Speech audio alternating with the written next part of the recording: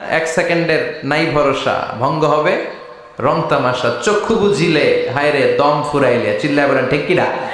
যে কোনো সময় চলে যায়। এই গানের যিনি সিঙ্গার ছিলেন, আমরা তখন ছোট, ফিরোজ শাহ বা ফিরোজ শাহ নামের। এক সেকেন্ডের নাই ভরসা, ভঙ্গ হবে রং তামাশা, চক্ষু বুঝিলে হায়রে দম ফুরাইলে। এই গানটা উনি গাইতে গাইতে স্টেজে মারা গিয়েছিলেন। অনেকে খাওয়ার টেবিলে বসে মারা যায়, আছে না নাই? ফুটবলার ফুটবল খেলতে খেলতে মরছে, দেখেন নাই? ক্রিকেট খেলতে খেলতে মইরা যায়, আছে না নাই? রেসলিং খেলতে খেলতে মারা যায়, দেখেন নাই? কত ধরনের মরণ। আল্লাহ তুমি আমাদেরকে ভালো মরণ দিও, ইমানি মরণ দিও। ইমানের পথে অবিচল থেকে আমার মরণ যেন হয়। ইন্নাল হামদালিল্লাহি নাহমাদুহু ওয়া নাস্তাঈনুহু ওয়া নাস্তাগফিরুহু ওয়া নু'মিনু বিহি ওয়া নাতাওয়াক্কালু আলাইহি ওয়া না'উযু বিল্লাহি মিন শুরুরি আনফুসিনা ওয়া মিন সাইয়্যাতি আ'মালিনা মান ইয়াহদিহিল্লাহু ফালা মুদিল্লা লাহু ওয়া মান ইউদ্লিল ফালা হাদিয়া লাহু আই ফালান তাজিদ লাহু ওয়ালিয়াম মুরশিদা। ونشهد أن لا إله إلا الله وحده لا شريك له هو الذي لا ضد له ولا ند له لا مثل له ولا مثيل له لا وزير له ولا كفيل له لا شبه له ولا شبيه له لا ولد له ولا والد له وهو الواحد الفرد الصمد لم يلد ولم يولد ولم يكن له كفوا أحد. ونشهد أن سيدنا ونبينا وحبيبنا وبشيرنا ونذيرنا وطبيبنا وطبيب أرواحنا وحبيبنا وحبيب ربنا محمدا عبد الله ورسوله أرسله بالحق بشيرا ونذيرا وداعيا إلى الله بإذنه وسراجا منيرا. أما بعد فقد قال الله تعالى في كلامه المجيد وفي فرقانه الحميد أعوذ بالله من الشيطان الرجيم بسم الله الرحمن الرحيم بل تؤثرون الحياة الدنيا والآخرة خير وأبقى إن الله وملائكته يصلون على النبي يا أيها الذين آمنوا صلوا عليه وسلموا تسليما اللهم صل على محمد وعلى آل محمد كما صليت على إبراهيم وعلى آل إبراهيم إنك حميد مجيد اللهم بارك على محمد وعلى آل محمد كما باركت على إبراهيم وعلى آل إبراهيم إنك حميد مجيد আপনারা সবাই কেমন আছেন? সবাই ভালো আছেন তো? আমাদেরকে ভালো রেখেছে কে? সব সময় আমাদেরকে ভালো রাখে কে? আবার মাঝে মাঝে খারাপ রেখে পরীক্ষা করে কে? এজন্য সব সময় আমাদেরকে প্রশংসা করতে হবে একটা সত্তার, তিনি কে? সব সময় আল্লাহর প্রশংসা করতে রাজি আছেন তো? সব সময় করবেন? আওয়াজ করে বলেন, সকালবেলা প্রশংসা করবেন কার? রাত্রিবেলা, খাওয়ার সময়, ঘুমানোর সময়, ঘুষ দেওয়ার সময়।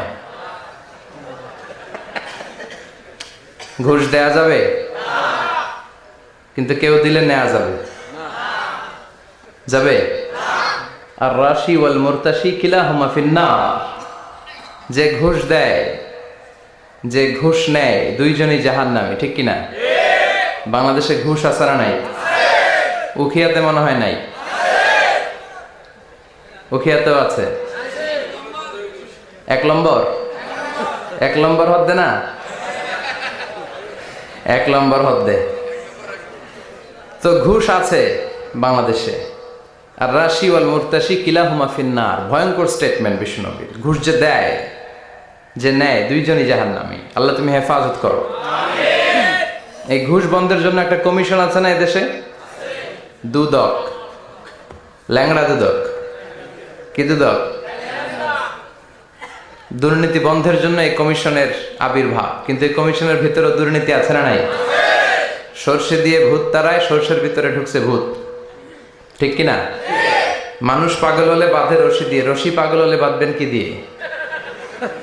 ঠিক কিনা বলেন? আমাদের বাংলাদেশের সরকারি অফিসগুলোতে যারা অফিসার আছে, শুধু এরাই ঘুষ খায়। অফিসের চেয়ারগুলোও খায়, টেবিলগুলোও খায়। সরকারি অফিস মানে ঘুষ। চিল্লায় বলেন ঠিক কিনা? আল্লাহ ঘুষ থেকে তুমি আমাদের বাঁচাও। এগুলো সামাজিক ব্যাধি। এই যে ঘুষ, দুর্নীতি আছে না নাই? আমরা দুর্নীতিতে চ্যাম্পিয়ন। কয়েকটা কারণে গোটা বিশ্বে মানুষ আমাদেরকে চিনে। এর মধ্যে একটা হচ্ছে দুর্নীতি, আরেকটা হচ্ছে অপরিচ্ছন্নতা। আমরা যেখানে সেখানে আবর্জনা ফেলি। দেশের বাইরে গেলে একটু পরিষ্কার চলি, দেশে আসলে যেই সেই। সিঙ্গাপুরে আপনি রাস্তায় থুতু ফেললে জরিমানা মাত্র $300। কত? রাস্তায় যদি আপনি লিটারিং করেন, আপনি থ্রো করলেন কোনো জিনিস, চিপস খাওয়ার পরে চিপসের প্যাকেট ফেলে দিলেন, এটা পুলিশ দেখলে আপনারে $500 জরিমানা দিবে। একজনকে সুবহানাল্লাহ। তো এই জরিমানাগুলো আমাদের দেশে দরকার ছিল, ঠিক কিনা? সরকার চাইলেই এগুলো পারে।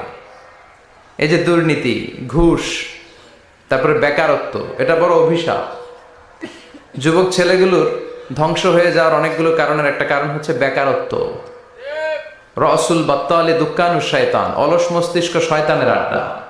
কাজ নাই, কাম নাই। হিন্দি সিনেমা দেখে, আছে না নাই? রুব্বানে নাচে কোমর দুলাইয়া, ফেরেশতারা বলবে তো করে পিটামো আমরা ঝুলাইয়া। তো ওদের যদি কাজ থাকতো, যুবকদেরকে যদি ইউনাইটেড করা যেত, গভর্নমেন্টের পক্ষ থেকে ওদেরকে স্বাবলম্বী করার সুযোগ সুবিধা দিলে ওদের মাথার মধ্যে শয়তান ঢুকতে পারতো। এজন্য আমরা বলি, মনটাকে কাজ দাও। মনটাকে কি দাও? মনের আরবি হচ্ছে কলব। মনকে আরবিতে কি বলে? কলব। কলবকে কলব বলে এই জন্য, কলব মানে পরিবর্তন হওয়া। কলব মানে কি? আমাদের মনটা সবসময় পরিবর্তিত হয়। এখন আছে এখানে, চলে গেছে ইন্ডিয়া, চলে গেছে আমেরিকা, চলে গেছে। কাবার কথা মনে পড়ছে, সৌদি আরব চলে গেছে। ভিসা লাগছে? কথা কর। এই যে ভাবলেন আপনার হৃদয়টা এখান থেকে ওখানে ছোটাছুটি করলো, ভিসা লাগে? লাগে না। এটার ভিসাও লাগে না, পাসপোর্টও লাগে না। এই জন্য কলব, মন, এটা সবচেয়ে বেশি ছোটাছুটি করে, সবচেয়ে বেশি দৌড়াদৌড়ি করে। তো যুবকদের মনটাকে, এটা লাগামহীন হয়েছে, এটাকে ধরে রাখতে হবে কাজের মধ্য দিয়ে। মানুষের মনটাও ছোটাছুটি করে, কাজ না থাকলে এদিক যায় ওদিক যায়, ভালো খারাপ সব চিন্তা দুশ্চিন্তা মাথার মধ্যে জট পাকে, ঠিক কিনা? এই জন্য নিজেকে যদি কাজে ব্যস্ত রাখেন, এই পাগলামি মাথার মধ্যে ঢুকবে? কথা বলেন।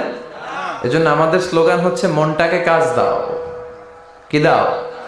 সবসময় নিজেকে কাজে ব্যস্ত রাখতে হবে। এই বেকারত্ব চাইলেই সরকার দূর করতে পারে। এই লাস্ট বিসিএস যেটা গেল, এটা কততম বিসিএস? 37তম। এটাতে অ্যাপ্লাই করছে কতজন জানেন? কত? যে পরিমাণে লোকজন অ্যাপ্লাই করেছে তাতে খুব সম্ভবত প্রায় 300 কোটি টাকা পেয়েছে গভর্নমেন্ট। শুধু যে ব্যাংক ড্রাফট করে অ্যাপ্লাই করা লাগে। এই বাংলাদেশ ভারত পাকিস্তানে, পাকিস্তান বাদ দিলাম, ওটার কথা কইলেই রাজাকার, কথা কয় না। বাংলাদেশ ভারত এদের কথাই বলি। এই দুই দেশে চাকরি সোনার হরিণ, ঠিক কিনা? কেরানির কিছু পদের জন্য হাজার হাজার ডক্টরেট ডিগ্রিধারীরা ইন্ডিয়াতে অ্যাপ্লাই করেছে। বাংলাদেশেও এই করুণ দশা। তো এই যে বিসিএস পরীক্ষার্থীদের কাছ থেকে হাজার হাজার কোটি টাকা গভর্নমেন্ট নিয়ে নিল, এটা দিয়ে ওদের কর্মসংস্থানের দরকার আছে না নাই? এটা গভর্নমেন্টের দায়িত্ব, সরকারের দায়িত্ব। সরকার যদি এই কাজ করে, সরকার যদি ইনসাফপূর্ণ কাজ করে, তাহলে ইন দ্য ডে অফ জাজমেন্টে আল্লাহর আরশের নিচে সরকারের সদস্যদেরকে ছায়া দিবে কে? আর যদি উল্টাপাল্টা করে, মায়ের আছে না নাই? নগদ মায়ের, ঠিক কিনা? কবর থেকে শুরু, জাহান্নামের আখড়া বানিয়ে আল্লাহ রাখবে। চিৎকার করে বলেন ঠিক কিনা? এই জন্য আমি সবসময় বলি, নেতা নির্বাচনের ক্ষেত্রে খুব চুজি হতে হবে আপনাদেরকে। সাবধান, সামনে নির্বাচন না, আমার ভাই তোমার ভাই, এগুলো নিষেধ, এগুলো বলা যাবে না। এই যে বলে দিচ্ছে উপস্থাপক, কোনো আমার ভাই তোমার ভাই চলবে না, চলবে লিল্লাহি তাকবীর, আল্লাহু আকবার। তবে ভোটটা যেন ইসলামের পক্ষে যায়। কোন দলের পক্ষে কোনো মাহফিলে কথা বলা যাবে না, কারণ এটা সবার প্রোগ্রাম। এখানে মুসলিম আসবে, অমুসলিম ভাইরাও আমাদের তাফসীর শুনে না? অনেক অমুসলিম তার নাম পরিবর্তন করে এফিডেভিট করে শাহাদা বাক্য পড়ে মঞ্চে ঘোষণা দেয়, আমার নাম ছিল সুভাষ চন্দ্র দাস, আজকে থেকে আমি আব্দুল্লাহ। এই তাফসীর মাহফিলগুলো, এগুলো উইটনেস, আমাদের জন্য সাক্ষী। এজন্য এই প্রোগ্রাম সবার। ইসলাম হচ্ছে সবার, কোরআন হচ্ছে সবার। ইসলাম ধর্ম কি শুধু আমাদের? কথা বলেন। এটা সবার জন্য আল্লাহ পাঠিয়েছে। এটা হিন্দুদেরও ধর্ম, এটা খ্রিস্টানদেরও ধর্ম, এটা সবার ধর্ম। কিন্তু ওরা না মানলে আমরা কি করব? কথা বলেন। কোরআনটা কি শুধু আমাদের? এটা গোটা মানব মণ্ডলীর। বিশ্বনবী রহমত শুধু আমাদের? রাহমাতাল লিল I have sent you as a mercy and blessing for the entire world, for the entire universe. ও নবী, আমি আপনাকে গোটা বিশ্বের জন্য রহমত করে পাঠিয়েছি। শুধু বলেননি যে মুমিনদের জন্য রহমত করে আপনাকে পাঠিয়েছি, মুত্তাকিদের জন্য রহমত করে পাঠিয়েছি, এমনটি বলেছে? সবার জন্য। তাফসীর মাহফিল সবার, এখানে সবাই আসতে পারবে। আস্তিক নাস্তিক, হিন্দু বৌদ্ধ খ্রিস্টান মুসলমান সবাই আসতে পারবে। ওদেরকে আসার সুযোগ করে দিতে হবে, তাহলেই না ওরা ইসলামের সৌন্দর্য দেখে ইসলামের প্রতি আকৃষ্ট হবে। চিল্লায় বলেন ঠিক কিনা? বিশ্বনবী যুদ্ধ করে ইসলাম কায়েম করে নাই। অনেক কাফিরের আন্ডা বাচ্চা আছে, বিশ্বনবীর চেহারা দেখেই কালিমা পড়েছে, অন্য কিছু না। অনেকে আছে বিশ্বনবীর সুললিত কণ্ঠের তেলাওয়াত শুনে কালিমা পড়ে মুসলমান হয়েছে। আমরা কোরআনের তেলাওয়াত শুনতে চাই না, কিন্তু কাফির মুশরিকেরা পৌত্তলিক যারা সারাদিন মূর্তির পূজা করত, তারা রাত্রিবেলা লুকিয়ে লুকিয়ে বিশ্বনবীর কণ্ঠের তেলাওয়াত শুনতে যেত।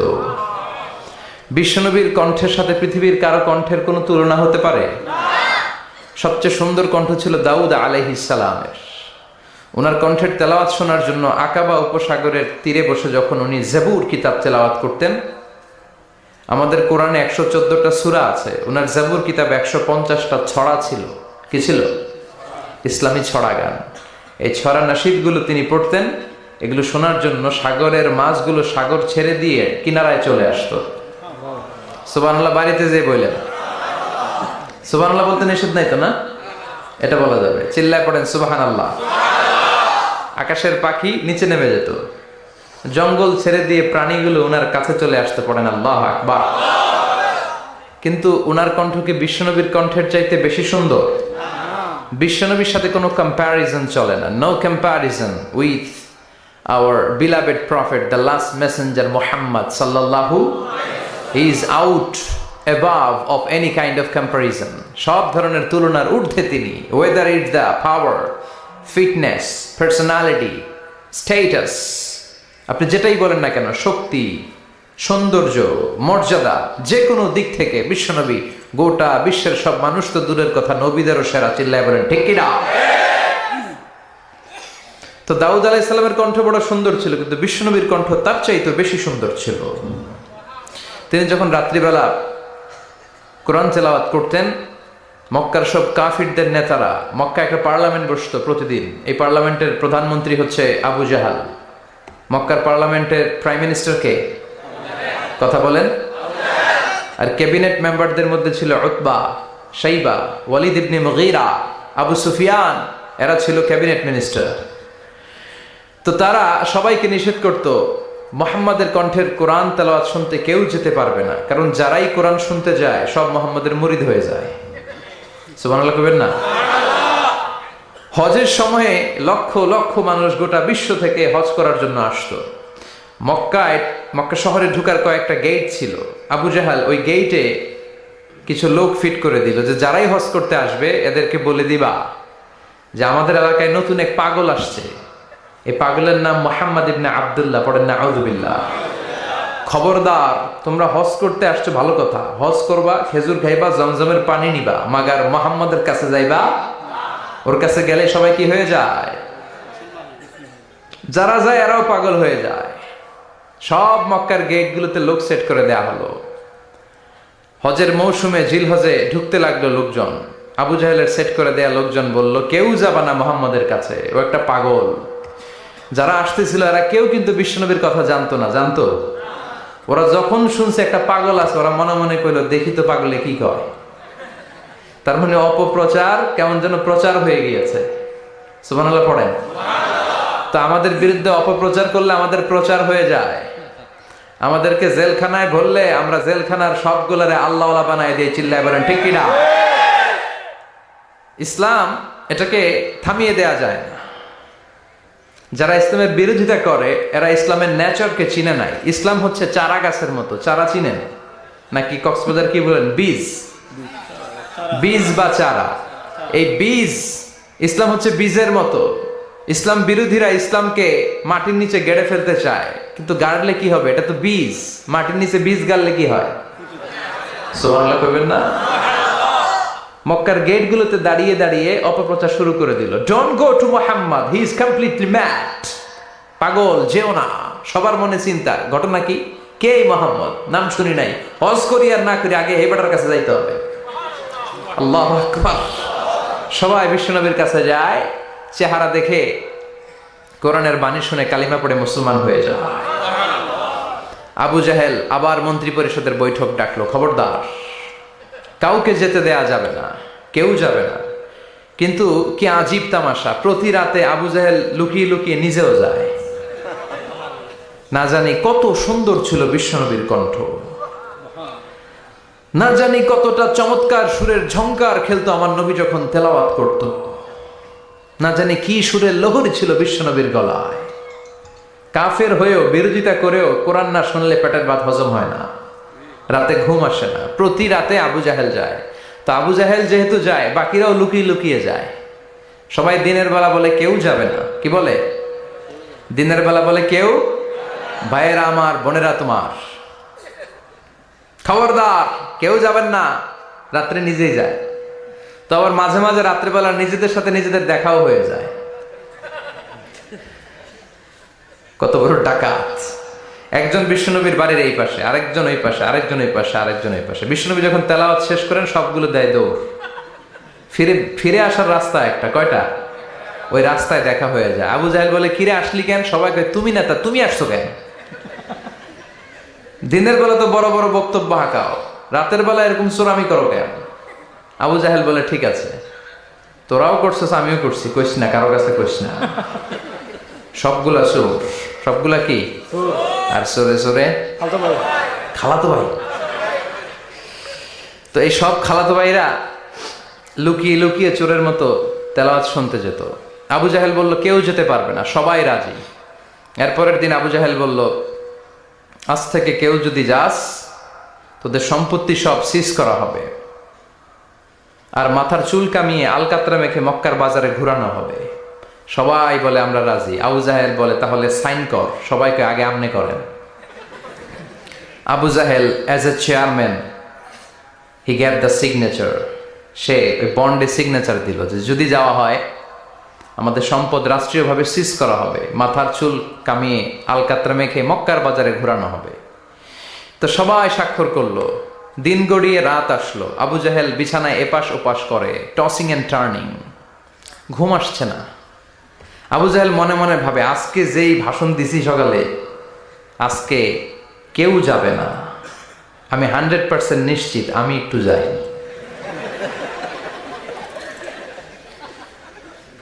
মজার ব্যাপার হলো উতবা, সাইবা, ওয়ালিদ ইবনে মুগীরা তারাও নিশ্চিত যে কেউ যাবে না। তারাও বাড়িতে বসে নিশ্চিত যে কেউ যাবে না, আমি একটু।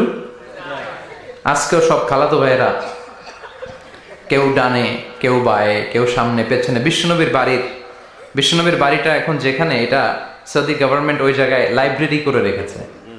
লাইব্রেরি, জ্ঞানের আলো বিতরণ হচ্ছে, গেলেই ফ্রি বই। ফ্রান্সের মানুষ ফ্রেঞ্চ ভাষায় ট্রান্সলেট করা কোরআনের অনুবাদ, বাঙালি বাংলা ভাষায়, ইন্ডিয়ান হিন্দি ভাষায়, কেরালা ভাষায়, মান্ডারিন, ইংরেজিতে তো আছেই। বিশ্বনবীর ওখানে গেলেই বই। তার পাশে এই প্রাইম মিনিস্টারের বাড়ি, মানে আবু জাহেলের বাড়ি, ওইখানে গেলে ফ্রি দুর্গন্ধ পাওয়া যায়, ফ্রি, কোনো টাকা দেওয়া লাগবে না। আর বাংলাদেশের হাজিরা ওইখানে গেলে সবাই ওইটারে খোঁজে, বাংলাদেশিরাও খোঁজে, পাকিস্তানিরাও খোঁজে, চায়নার উইগুর প্রদেশের যারা, আমাদের সাথে অনেক কিছু মিল আছে। হানাফি স্কুল অফ থট তারা প্র্যাকটিস করে। সবাই জেদ্দাতে নেমেই আগে বলে আবু জাহেলের বাড়ি কই। সবাই বলে আপনি তো আসছেন উমরা করতে, আবু জাহেলের বাড়িতে কি করবেন? কই যাইয়া হাইগা ভরাই দিয়ে আসুন।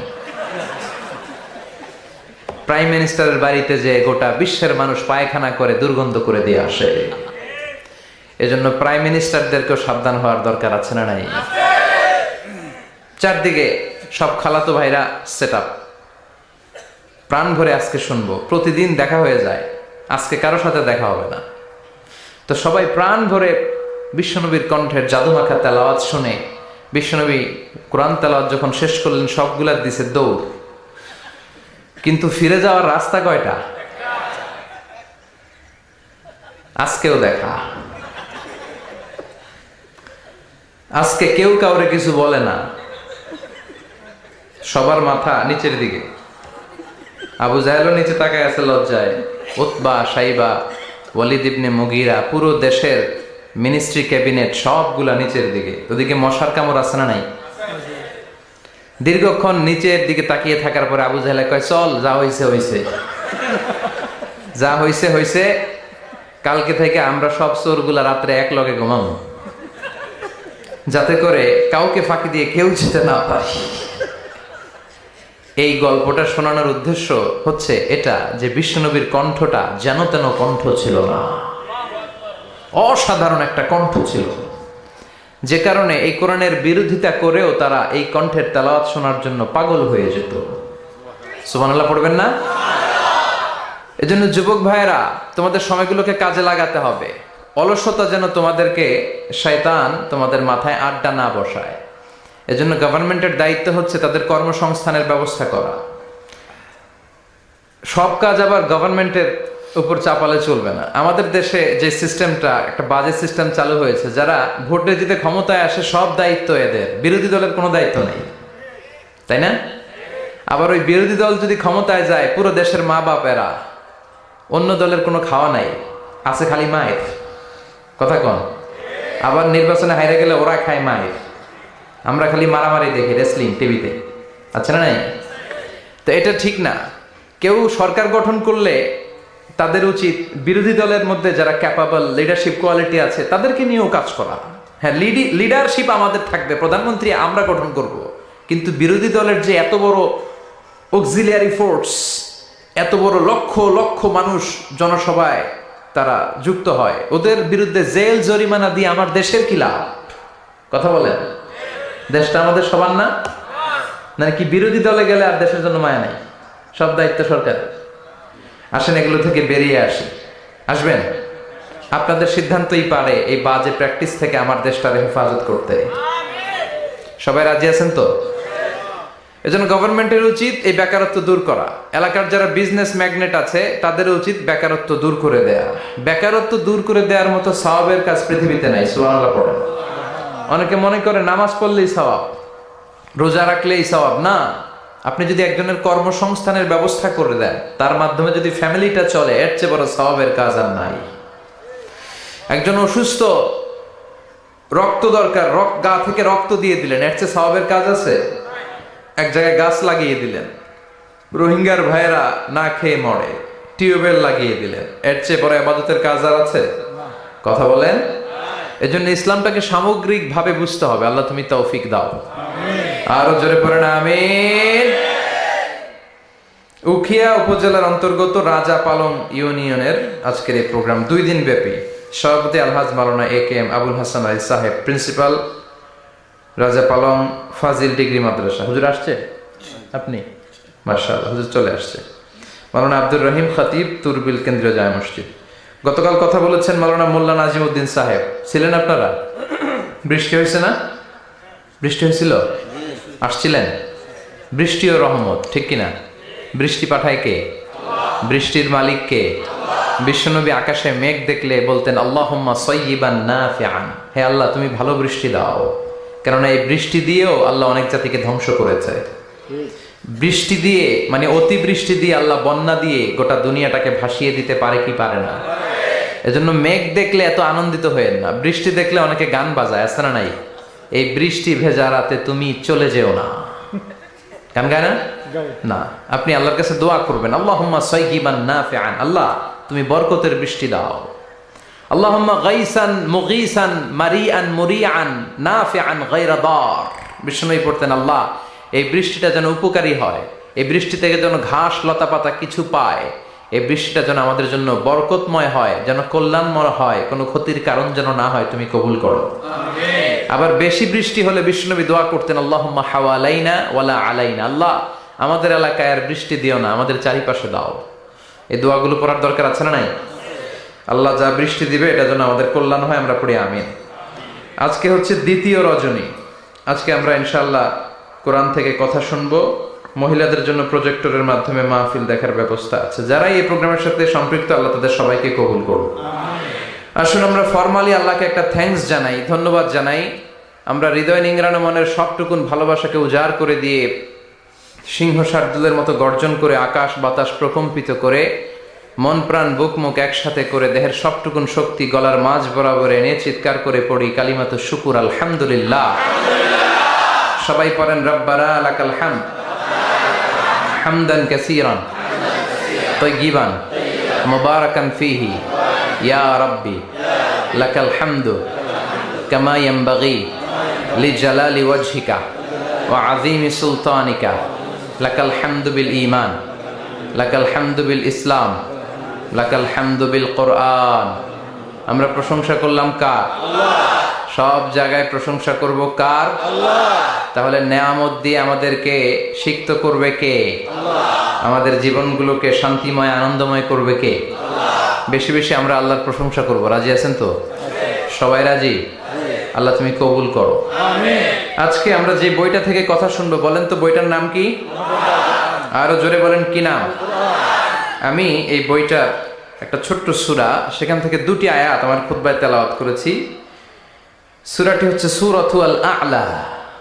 সূরাতুল আ'লার 16 এবং 17 নম্বর আয়াত আমি তেলাওয়াত করেছি। এই আয়াতের আলোকে আমি আপনাদের সাথে কিছু কথা শেয়ার করবার চেষ্টা করব, পড়েন ইনশাআল্লাহ। এই আয়াতে আল্লাহ বুঝাতে চেয়েছেন এই পৃথিবীটাকে এত বড় মনে করো না। You have to go back to your lord. তোমাকে তোমার রবের কাছে ফিরে যেতে হবে। এই দিন না, আরো দিন আছে, খেলা হবে, সেদিন খেলা হবে, ফাইনাল খেলা। ওই খেলার জন্য আমরা অপেক্ষা করছি। এই পৃথিবীতে ক্ষণিকের জন্য আমরা এসেছি, হ্যাঁ, very short period of time. আসল সময় শুরু হবে সেদিন, কিয়ামতের দিনটাই যেদিন আমরা উলঙ্গ হয়ে দাঁড়াবো। সূর্যটা মাথার কাছে চলে আসবে, সূর্যের তীব্র তাপে মাথার মগজগুলো গলে গলে নাকের ছিদ্র আর কানের ছিদ্র দিয়ে বেয়ে বেয়ে পড়বে। জিহ্বাটা কুকুরের মতো তৃষ্ণায় বের হয়ে নাভির সামনে এসে ঝুলতে থাকবে, কুকুর যেমনি ঝুলায়। সবাই তৃষ্ণার্ত, ক্ষুধার্ত, ঘর্মাক্ত, পেরেশান, চিৎকার, চেঁচামেচি, কান্না, বিলাপ। সবার মুখে একটাই আওয়াজ, আল্লাহ আমার বাঁচাও। ওই দিনের জিকিরের নাম কি? বাঁচাও। সবাই বলেন, ওই দিনের জিকিরের নাম কি? রব্বুল আলামিন বলেন, ওই কঠিনতম দিনে যদি বাঁচতে চাও, দুনিয়ার মায়াকে ভুলে যাও, আখিরাতের জন্য প্রস্তুতি নিয়ে ফেলো। বাল তুসিরুনাল হায়াতাদ দুনিয়া ওয়াল আখিরাতু খায়রুন ওয়া আবকা। তোমরা এই দুনিয়ার জীবনটারে অনেক বড় মনে করো এটাই আসল। আল্লাহ বলে এটা আসল না, এটা নকল। আসল হচ্ছে আখিরাত, ঠিক কি না? এই দুনিয়ার জীবন হলো অস্থায়ী, আখিরাতের জীবন হলো চিরস্থায়ী জীবন। এই দুনিয়ার জীবনটা উত্তম নয়, আখিরাতের জীবনটা উত্তম। কার কথা? আল্লাহর কথা। বাল তুসিরুনাল হায়াতাদ দুনিয়া, তোমরা এই দুনিয়ার জীবনকে বড় মনে করো, দুনিয়া করো। তোমরা আব্দুল্লাহ না হয়ে আব্দুদ দুনিয়া হয়েছো, আল্লাহর দাস হও নাই, দুনিয়ার দাস হয়েছো।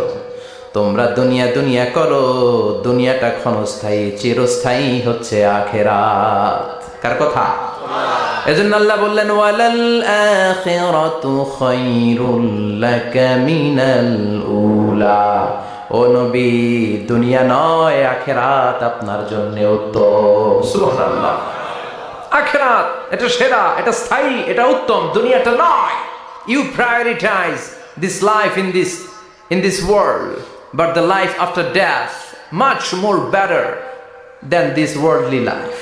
এই দুনিয়াকে তুমি বড় মনে করো, দুনিয়াটাই সব মনে করো। দুনিয়াটাই সব নয়, আরো বড় জগৎ আছে না নাই? এই দুনিয়াটা আসলে একটা মোহ। এটা কি?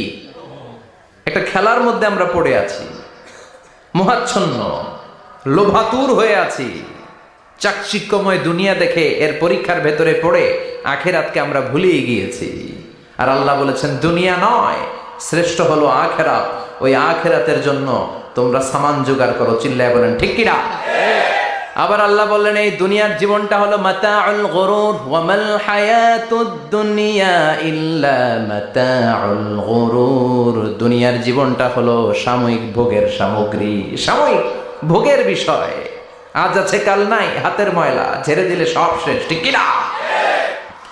আবার আল্লাহ বললেন, এই দুনিয়ার জীবন হলো লাইবুন ওয়া লাহবুন, ওয়া মাল হায়াতুদ দুনিয়া ইল্লা লাইবুন ওয়া লাহবুন। দুনিয়ার জীবন হলো খেল তামাশা, মরলে সব শেষ হয়ে যাবে। চিল্লায় বলেন ঠিক কিনা? ওরে এভবের রঙ্গ হবে যে ভঙ্গ, সবই সাধেরই অঙ্গ তোমার মাটিতে মিলাবে, জন্মিলে মরিতে হবে। ঠিক কিনা? মাটিতে মিলিয়ে যাবে, কিচ্ছু থাকবে না, লাশ হয়ে যাবে, খুঁজেও পাওয়া যাবে না।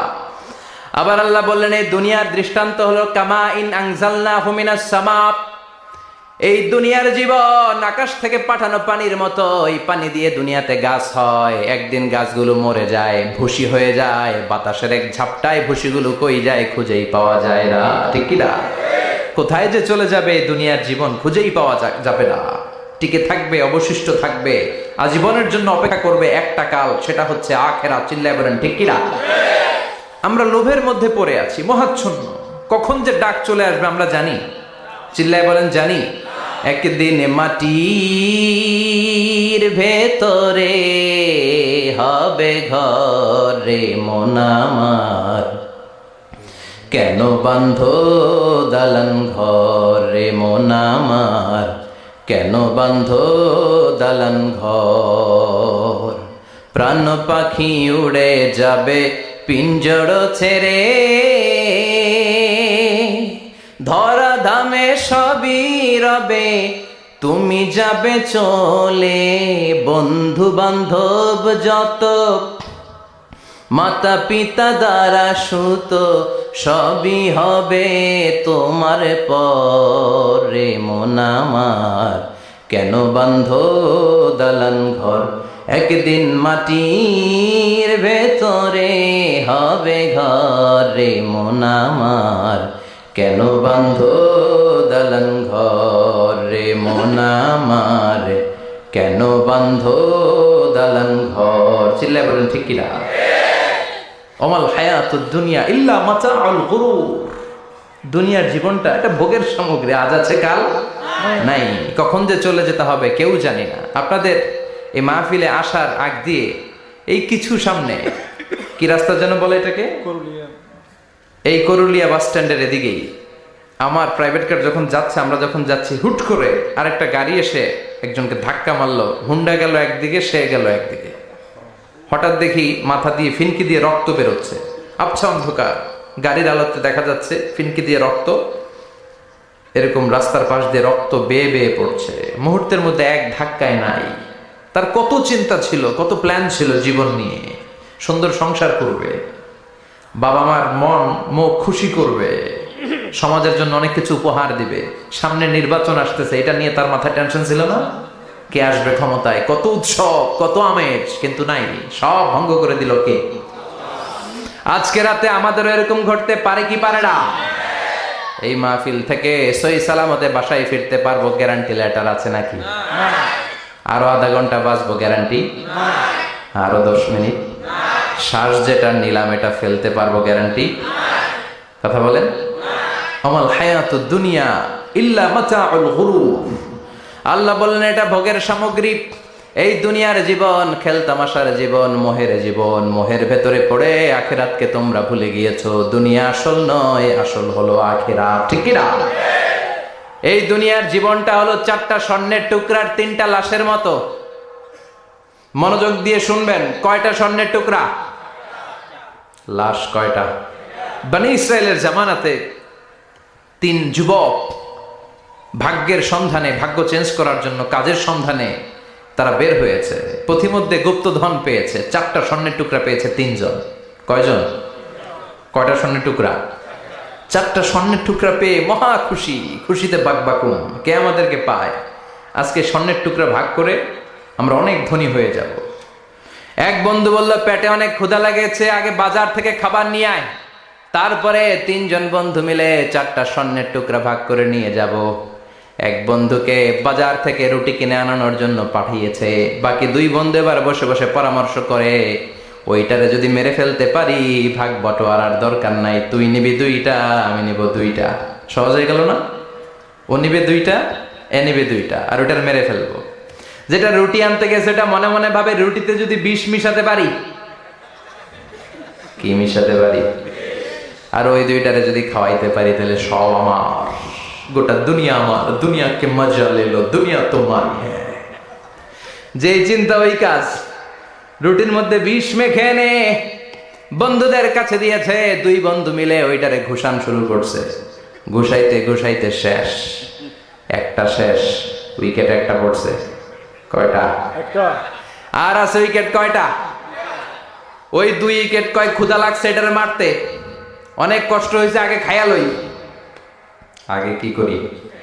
ওই 2টা মিলে বিষ মাখানো রুটি খেতে শুরু করেছে।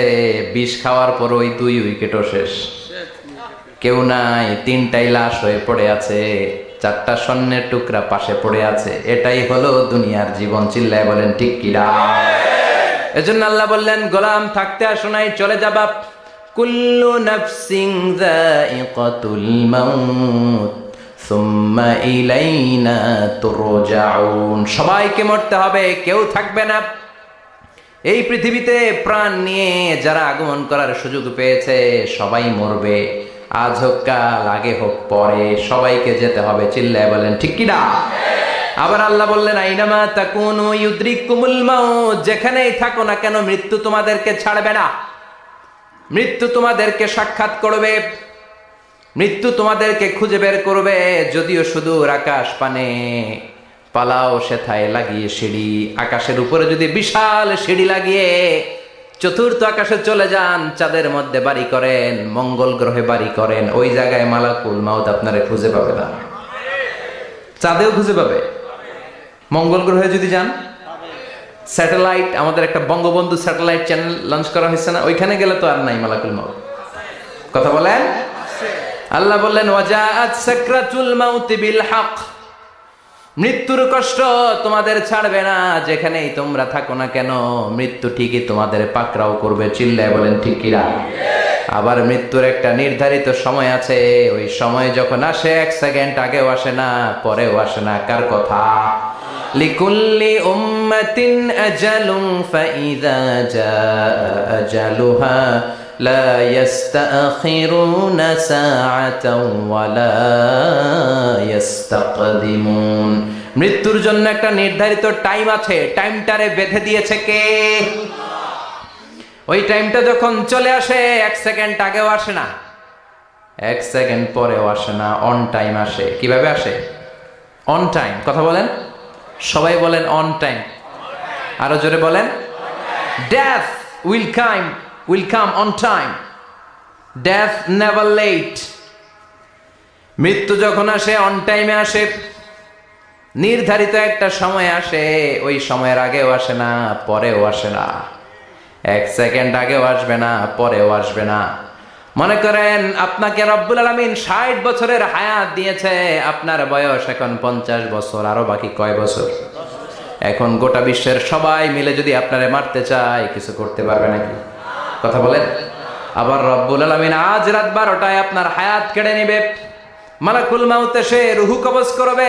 দুনিয়াতে আর থাকার কোনো পারমিশন আপনার নাই, থাকার কোনো সুযোগ নাই। গোটা বিশ্বের সবাই মিলে যদি আপনারে রাখতে চায়, রাখতে পারবে নাকি? কথা বলেন। চলে যেতে হবে। এই পৃথিবীতে আসার একটা সিস্টেম থাকে, যাওয়ার কোনো সিস্টেম নাই, ঠিক কি না? আসার সময় আগে আসছে আমার দাদা, তারপর আমার বাবা, তারপরে আমি, তারপরে আমার ছেলে, তারপরে আমার নাতি, তারপরে তার ছেলে, ঠিক কি না? তার মানে আসার একটা সিরিয়াল আছে, যাওয়ার কোনো সিরিয়াল আছে নাকি? কথা কন। নাকি সিস্টেম দাদা আগে আসছে, দাদাই আগে যাবে, নাতি যেতে পারবে না? কথা বলেন। দাদার আগে নাতি মরে, এরকম আছে না নাই? মায়ের আগে মেয়ে যায়, আছে না নাই? মুরব্বী বাজানেরা বেঁচে থাকে, আমাদের মতো যুবকগুলো অ্যাক্সিডেন্টে মারা যায়, আছে না নাই? আবার অসুস্থরা বেঁচে থাকে, সুস্থরা মরে যায়, আছে না নাই? হাসপাতালে রোগীগুলো বেঁচে থাকে, ডাক্তার মরে যায়, আছে না নাই?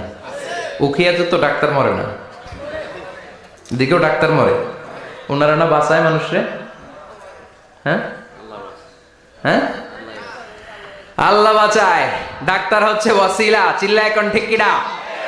তার মানে এই মরণের একটা সিরিয়াল, দুনিয়ার থেকে চলে যাওয়ার কোনো সিরিয়াল থাকে না, মরে যাওয়ার সিরিয়াল থাকে না, আসার একটা সিরিয়াল থাকে, যাওয়ার কোনো সিরিয়াল থাকে না। কি বলেন? জোরে বলেন।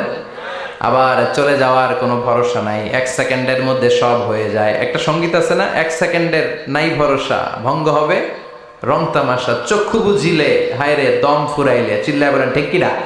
হায় রে মানুষ রঙিন ফানুষ, দম ফুরাইলে তবু তো ভাই কারোরই নাই একটুখানি। কথা কয় না? হায় রে মানুষ রঙিন ফানুষ, রঙিন ফানুষ, হায় রে মানুষ। চিল্লায় বলেন ঠিক কিনা?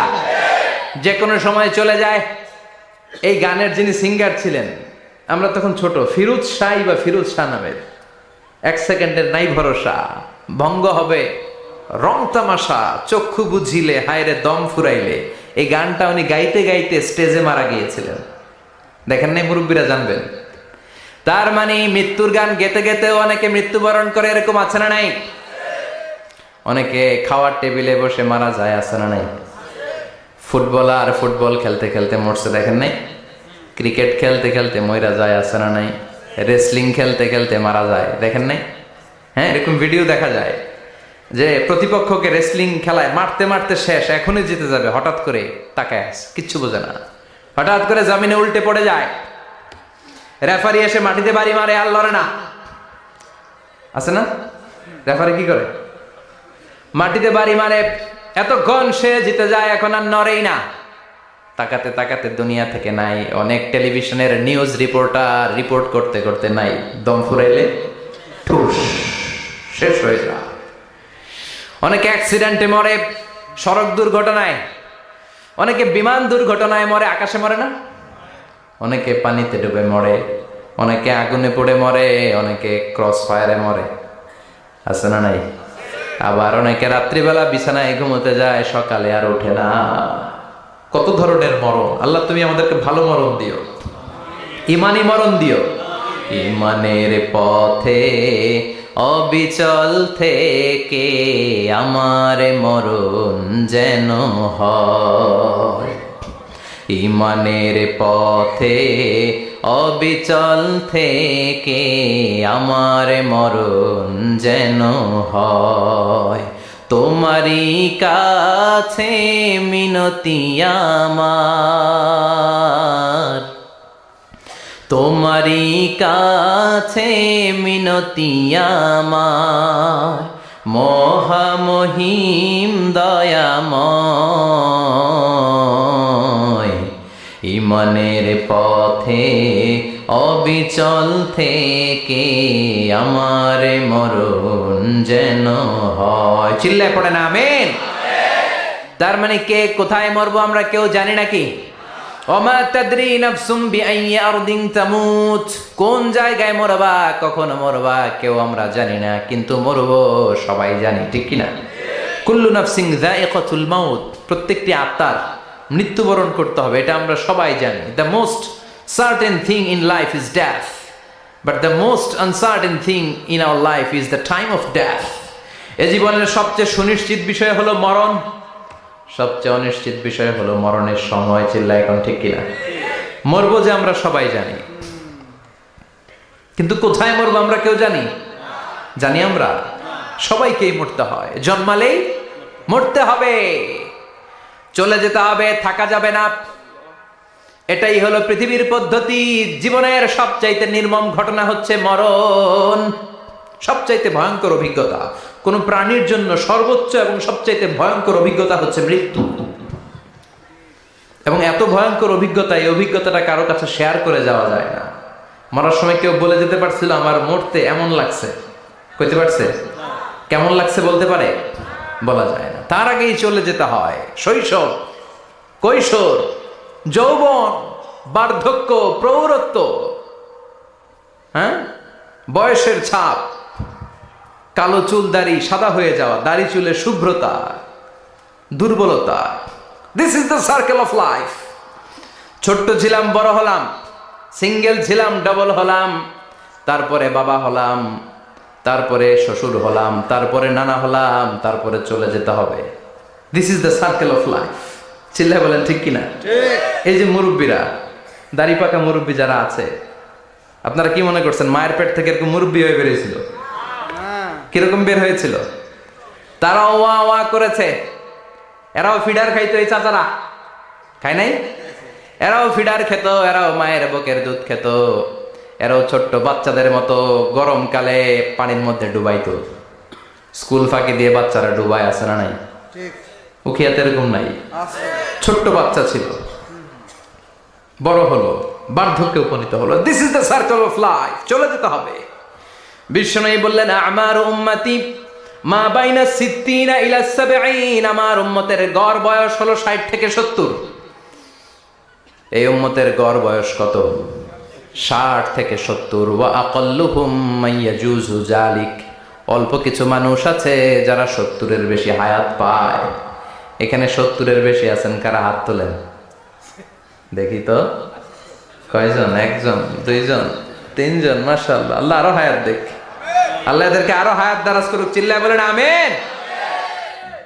তার মানে আমার উম্মতি মা বাইনা সিত্তিন ইলা সাবঈন, বিশ্বনবী বললেন এই উম্মতের গড় বয়স 60 থেকে 70, আর 70-এর বেশি হায়াত পাবে। ওয়া আকাল্লুহুম মাইয়াজুজু যালিক, 70-এর বেশি পাবে হাতে গোনা, গুনে বের করে ফেলা যায় একজন, দুইজন, তিনজন, বাকি সব 60-এর আগে নাই। ঠুস।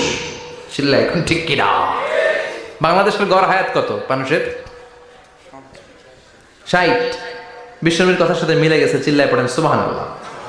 এই জন্য বিশ্বনবী বলেন এই যে মুরব্বীদের দাড়ি পাকে, এই যে রাস্তায় অ্যাক্সিডেন্ট হয়, এই যে ক্যান্সারে আক্রান্ত হয়ে লোকজন মারা যায়, তার উপরেও কি টনক নড়ে না? এরপরেও কি বিবেকে ধরে না যে তোমাকে চলে যেতে হবে? আকসিরু যিকরা হাযিমিল লাযযাত, জীবনের সব সাতকে পাংশা করে দেয়, ওই মরণকে স্মরণ করো। মরণকে স্মরণ করলে জাহান্নাম বরণ করা লাগে না। চিল্লায় বলেন ঠিক কিনা? আবার আল্লাহ বললেন, গোলাম, স্পেশাল একজন ফেরেশতা আমি মরণের জন্য সিলেক্ট করলাম, নাম মালাকুল মাউত। তাকে আমরা আজরাইল বলে চিনি। এই মালাকুল মাউত তার বাহিনী নিয়ে নির্ধারিত টাইমে গোটা বিশ্বের সব মানুষের রূহ কবজ করে। অন টাইম নাকি দেরি করে? মালাকুল মাউত আগেও আসে না, পরেও আসে না। সুবহানাল্লাহ পড়েন। সাইয়েদনা সুলাইমান আলাইহিস সালাম জামানাতে ওনার এক ওয়াজির ছিল, মন্ত্রী। ওই মন্ত্রীকে নিয়ে উনি বৈঠক করতেন। ওনার সময় উনি মালাকুল মাউতের সাথে বৈঠক করতেন। শুনতেছেন? আপনাদের মনোযোগ আছে তো? উনি বৈঠকে বসেছেন, মালাকুল মাউত বসা, ওয়াজিরও বসা। হঠাৎ মালাকুল মাউত ওয়াজিরের দিকে বড় বড় চোখ করে তাকাচ্ছে।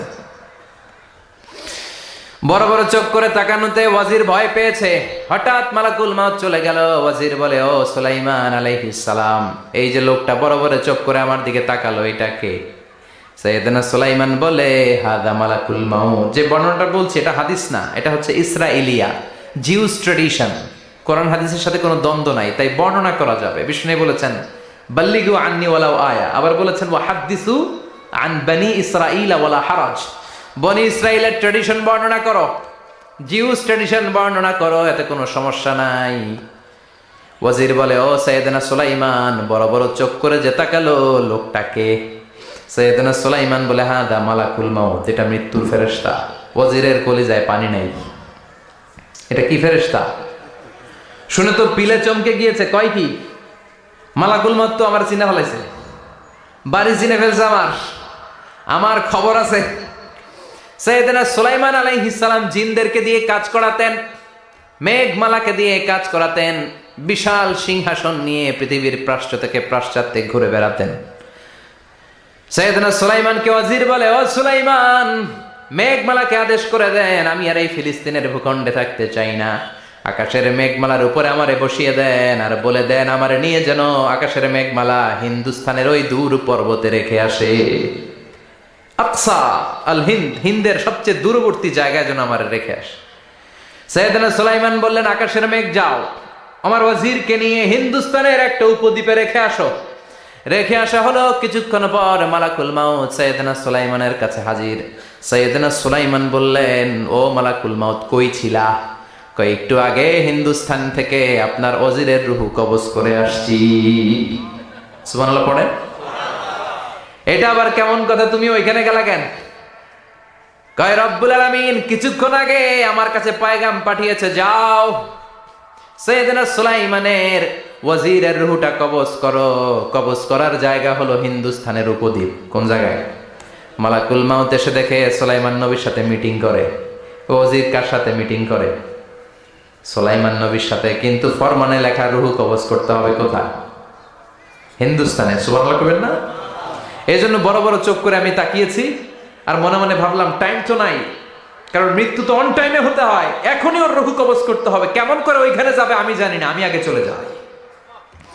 মালাকুল মাউত চলে গেল, যে দেখে ওই জায়গায় ওয়াজিরও হাজির।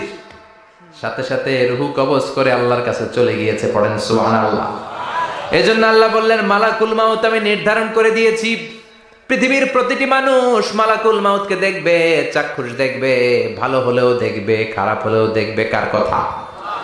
ভালো মানুষ যদি হয়, আল্লাহওয়ালা যদি হয়, ইসলাম প্রিয় যদি হয়, ডানপন্থী যদি হয়, মৃত্যুর সময় মালাকুল মাউত আলা সূরাতি শাবিন আলা আহসানি সূরা, একজন যুবকের আকৃতিতে চমৎকার ধবধবে সাদা একটা জুব্বা পরে, জান্নাত থেকে জান্নাতি কাফন নিয়ে, হানুত মিন হানুতিল জান্নাহ, জান্নাতের সুগন্ধি নিয়ে মুমূর্ষু রোগীর মাথার সামনে এসে বসে যায়, আর দেহটার ইঙ্গিত করে বলে, ইয়া আইয়াতুহান নাফসুত তাইয়্যিবা, ও পবিত্র আত্মা। আরেক বর্ণনায় এসেছে, ইয়া আইয়াতুহান নাফসুল মুতমাইন্নাহ, ও প্রশান্ত আত্মা, উখরুজি ইলা মাগফিরাতিম মিনাল্লাহ, আল্লাহর ক্ষমার দিকে বের হয়ে আসো। উখরুজি ইলা মাগফিরাতিম মিনাল্লাহি ওয়া রিদওয়ান, আল্লাহর ক্ষমার সন্তুষ্টির দিকে রূহটা বের হয়ে আসো। স্মুথলি বলার সাথে সাথে মুমিনের দেহ থেকে রূহটা বের হয়ে আজরাইলের হাতে চলে যায়। স্মুথলি বলার সাথে সাথে স্বাচ্ছন্দ্যে, আনন্দে মুমিনের দেহ থেকে রুহুটা সা করে বের হয়ে মালাকুল মাউতের হাতে এসে পড়ে, পড়েন সুবহানাল্লাহ। আল্লাহ এমন মৃত্যু তুমি আমাদের নসিবে রেখে দিও, চিৎকার করে পড়ে না আমিন। আর যারা ইসলাম মানে নাই, আর যারা কোরআন মানে নাই, আর যারা দিন কায়েমের আন্দোলন করে নাই, দিনকে ভালোবাসে নাই, বাম আর রামপন্থী ছিল, নাস্তিক ছিল, ইসলাম বিরোধী ছিল, তাদের কাছেও মালাকুল মাউত আসে কি আসে না? চিল্লায় বলে না, সে কি আসে না?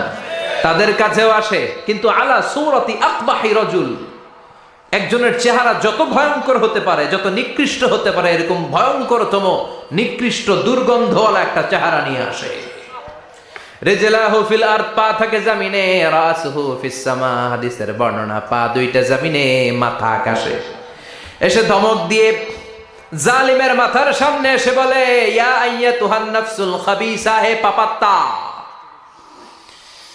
হে অপবিত্র আত্মা, উখরুজি ইলা সাখাতিল্লাহি ওয়া গাদাবিহি, আল্লাহর রাগের দিকে, আল্লাহর অসন্তুষ্টির দিকে বের হয়ে আয়। মালাকুল মাউতের এই অর্ডার পাওয়ার সাথে সাথে রুহুটা কিন্তু বের হয় না। মুমিনের রুহুকে ডাক দিলে যেমনি স্মুথলি বের হয়, কাফিরের রুহু এভাবে বের হয় নাকি? কথা বলেন। রুহুটা ডানে যায়, ফাতাতাফাররাক, একবার রুহুটা ডানে যায়, আবার রুহুটা বায়ে যায়, আবার সামনে যায়, পায়ে যায়, হাতের মধ্যে ঢুকে ডানে বায়ে যায়। মালাকুল মাউত আবার ধমক দিয়ে বলে, ইয়া আইয়াতুহান নাফসুল খাবিসা, পাপাত্তা, বের হয়ে আয়। রুহুটা আবার ডানে যায়, বায়ে যায়, সামনে যায়, পেছনে যায়। এবার ঘপাস করে মালাকুল মাউত রুহুকে ধরে টান মারে। সারা দেহটা থেকে প্রাণ রস সিক্ত করতে করতে দেহ থেকে রুহুটাকে টেনে হিচড়ে বের করে আনে। আর মুমূর্ষু রোগীটা চিৎকার মারতে থাকে, পড়েন না আউযু বিল্লাহ। একটা জীবন্ত ছাগলের চামড়াগুলো জবাই না দিয়ে কেউ যদি টেনে টেনে বের করে, ছাগল জবাই হয় নাই কিন্তু চামড়া এক পাশ থেকে টেনে টেনে টেনে হিচড়ে আপনি গা থেকে বের করলে যত কষ্ট হয়, এর চেয়েও বেশি কষ্ট দিয়ে মালাকুল মাউত বামপন্থী আর কাফেরদের রুহুটা দেহ থেকে বের করে আনে, পড়েন না আউযু বিল্লাহ। আমাদের রুহুটা যেন আল্লাহ, মুমিনদের রুহু আপনি যেভাবে কবজ করান, ওইভাবে যেন আমাদের রুহুটা বের হয়ে আসে। আর জোরে পড়েন আমিন। এজন্য আল্লাহ বললেন, বাল তুসিরুনাল হায়াতাদ দুনিয়া ওয়াল আখিরাতু খায়রুন ওয়া আবকা। পাগলের মতো মোহাচ্ছন্ন হয়ে এই দুনিয়াটার পেছনে ছুটে বেড়াও, এই দুনিয়া আসল নয়, আখিরাত হলো আসল। চিল্লায় বলেন ঠিক কিনা?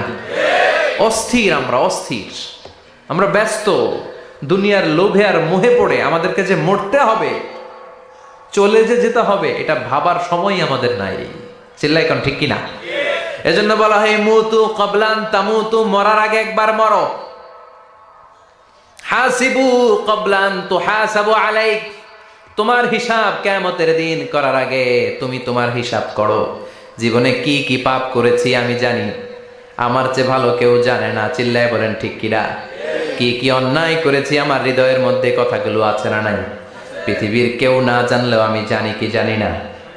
পৃথিবী না জানুক আমি তো জানি, আমি কি পাপ করেছি হায়।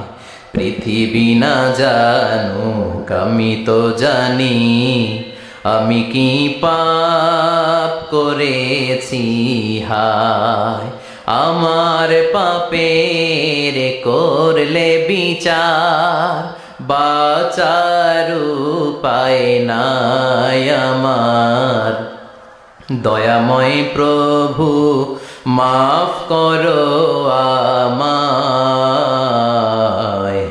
মাফ করো আমায়। পড়েন আমিন। আর জোরে আমিন। এজন্য হাসিবু ক্বাবলা আন তুহাসাবু আলাইক, তোমার হিসাব বসার আগে নিজে হিসাব করো কি কি করলা। আসল মরণের দিন শটান হয়ে তো শুয়ে পড়ো ভাই, মরার আগে আরেকবার মরো। মরার আগে আরেকবার কি করবেন? কথা বলেন। মরার আগে কি করতে হবে? হঠাৎ একদিন বিছানায় শটান হয়ে শুয়ে যান, চক্ষুটা বন্ধ করেন, ভাবেন মরে গিয়েছেন, এই তো মালাকুল মাউত চলে এসে রুহুটা নিয়ে গেল।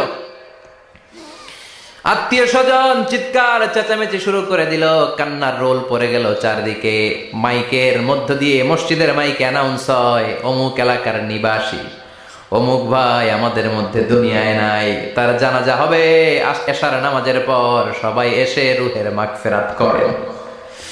সবাই আপনারে দেখতে আসবে, কেঁদে কেঁদে লোকজন আপনারে কবর দিতে আসবে। চিল্লায় বলেন ঠিক কিনা?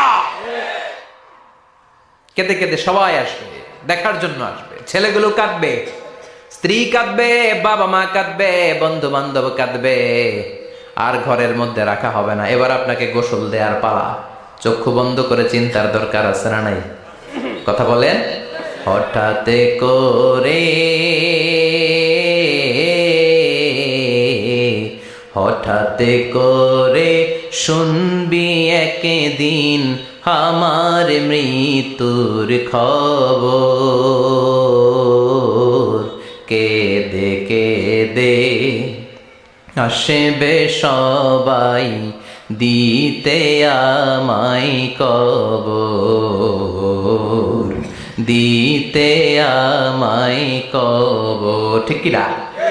একটু চোখটা বন্ধ করে ভাবেন, আপনাকে গোসল দেয়া হবে, জামাগুলো খোলা হবে। এত টাকা দিয়ে যে দামি গোসলখানা টাইলস লাগিয়ে ঘরে বানালেন, আপনার শেষ গোসলটা কি ওই দামি গোসলখানায় হবে?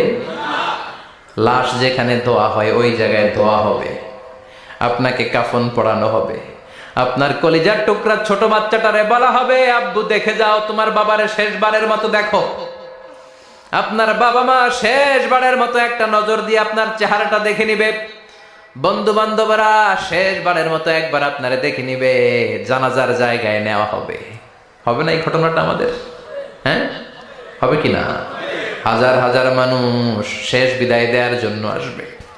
4টা তাকবীর দিয়ে ইমাম নামাজ শুরু করবে। আল্লাহু আকবার, আল্লাহু আকবার, আল্লাহু আকবার, আল্লাহু আকবার বলে নামাজ শুরু করবে। নামাজ শেষ। এবার পালকিতে করে কবরে যাওয়ার পালা। আহা, যেতেই হবে, যেতেই হবে। পালকিতে করে লোকজন নিতে শুরু করবে। কবরস্থানের ওই জায়গায় যেখানে মানুষ বছরে মানুষ না মরলে যায় না, ওই গহীন নিঝুম কবরস্থানে ঢুকানো হবে। পালঙ্ক থেকে নামিয়ে আপনার জন্য করে রাখা আগ থেকে কবরটার মধ্যে শুইয়ে দেয়া হবে। উপরে বাঁশ দিয়ে ছাউনি, শেষবারের মতো সবাই দেখে বাঁশের ছাউনির উপরে মাটি চাপা দিবে। ঠিক কিনা? চলে যাবে সবাই, কেউ নাই, অন্ধকার, শুধু অন্ধকার। এই অন্ধকার যেন শেষ হতে চায় না। এই ঘটনা ঘটবে না আমাদের? কথা বলেন, ঘটবে কিনা? এজন্য মরার আগে এগুলো চিন্তার দরকার আছে না নাই? মরার আগে আরেকবার মরার দরকার আছে না নাই? এজন্য রব্বুল আলামিন বলেন, বাল তুসিরুনাল হায়াতাদ দুনিয়া ওয়াল আখিরাতু খায়রুন ওয়া আবকা। এই দুনিয়ার জীবনটাকে তোমরা আসল জীবন মনে করো, এটা আসল জীবন নয়। আসল জীবন হলো কবরের জীবন। চিল্লায় বলেন ঠিক কিনা? আল্লাহ তোমার এই দুনিয়ায়, আল্লাহ তোমার এই দুনিয়ায় কেউ আসে কেউ চলে যায়, তবু তোমার ভয়ে কারো কাঁদে না হৃদয়। এই দুনিয়াতে আমার বদলে গেল মন। চারিদিকে দেখি শুধু সুখেরই স্বপন। ভাবলো না মন আল্লাহ ছাড়া,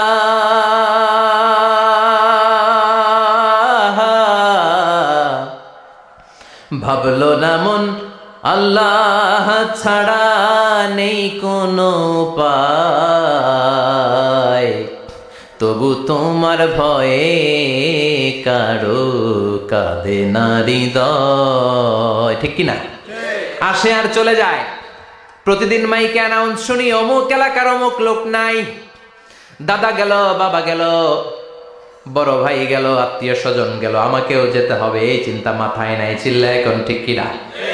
এজন্য লাইফটা হলো one time, one chance. Second কোনো চান্স আপনাকে দেয়া হবে নাকি? কাফেররা বলবে, ইয়া রাব্বি আরেকটা সুযোগ দেন। লাউ আন্না লানা কাররা ইয়ানি মাররা, আল্লাহ আরেকটা সুযোগ যদি পেতাম দুনিয়াতে ভালো করে আসতাম।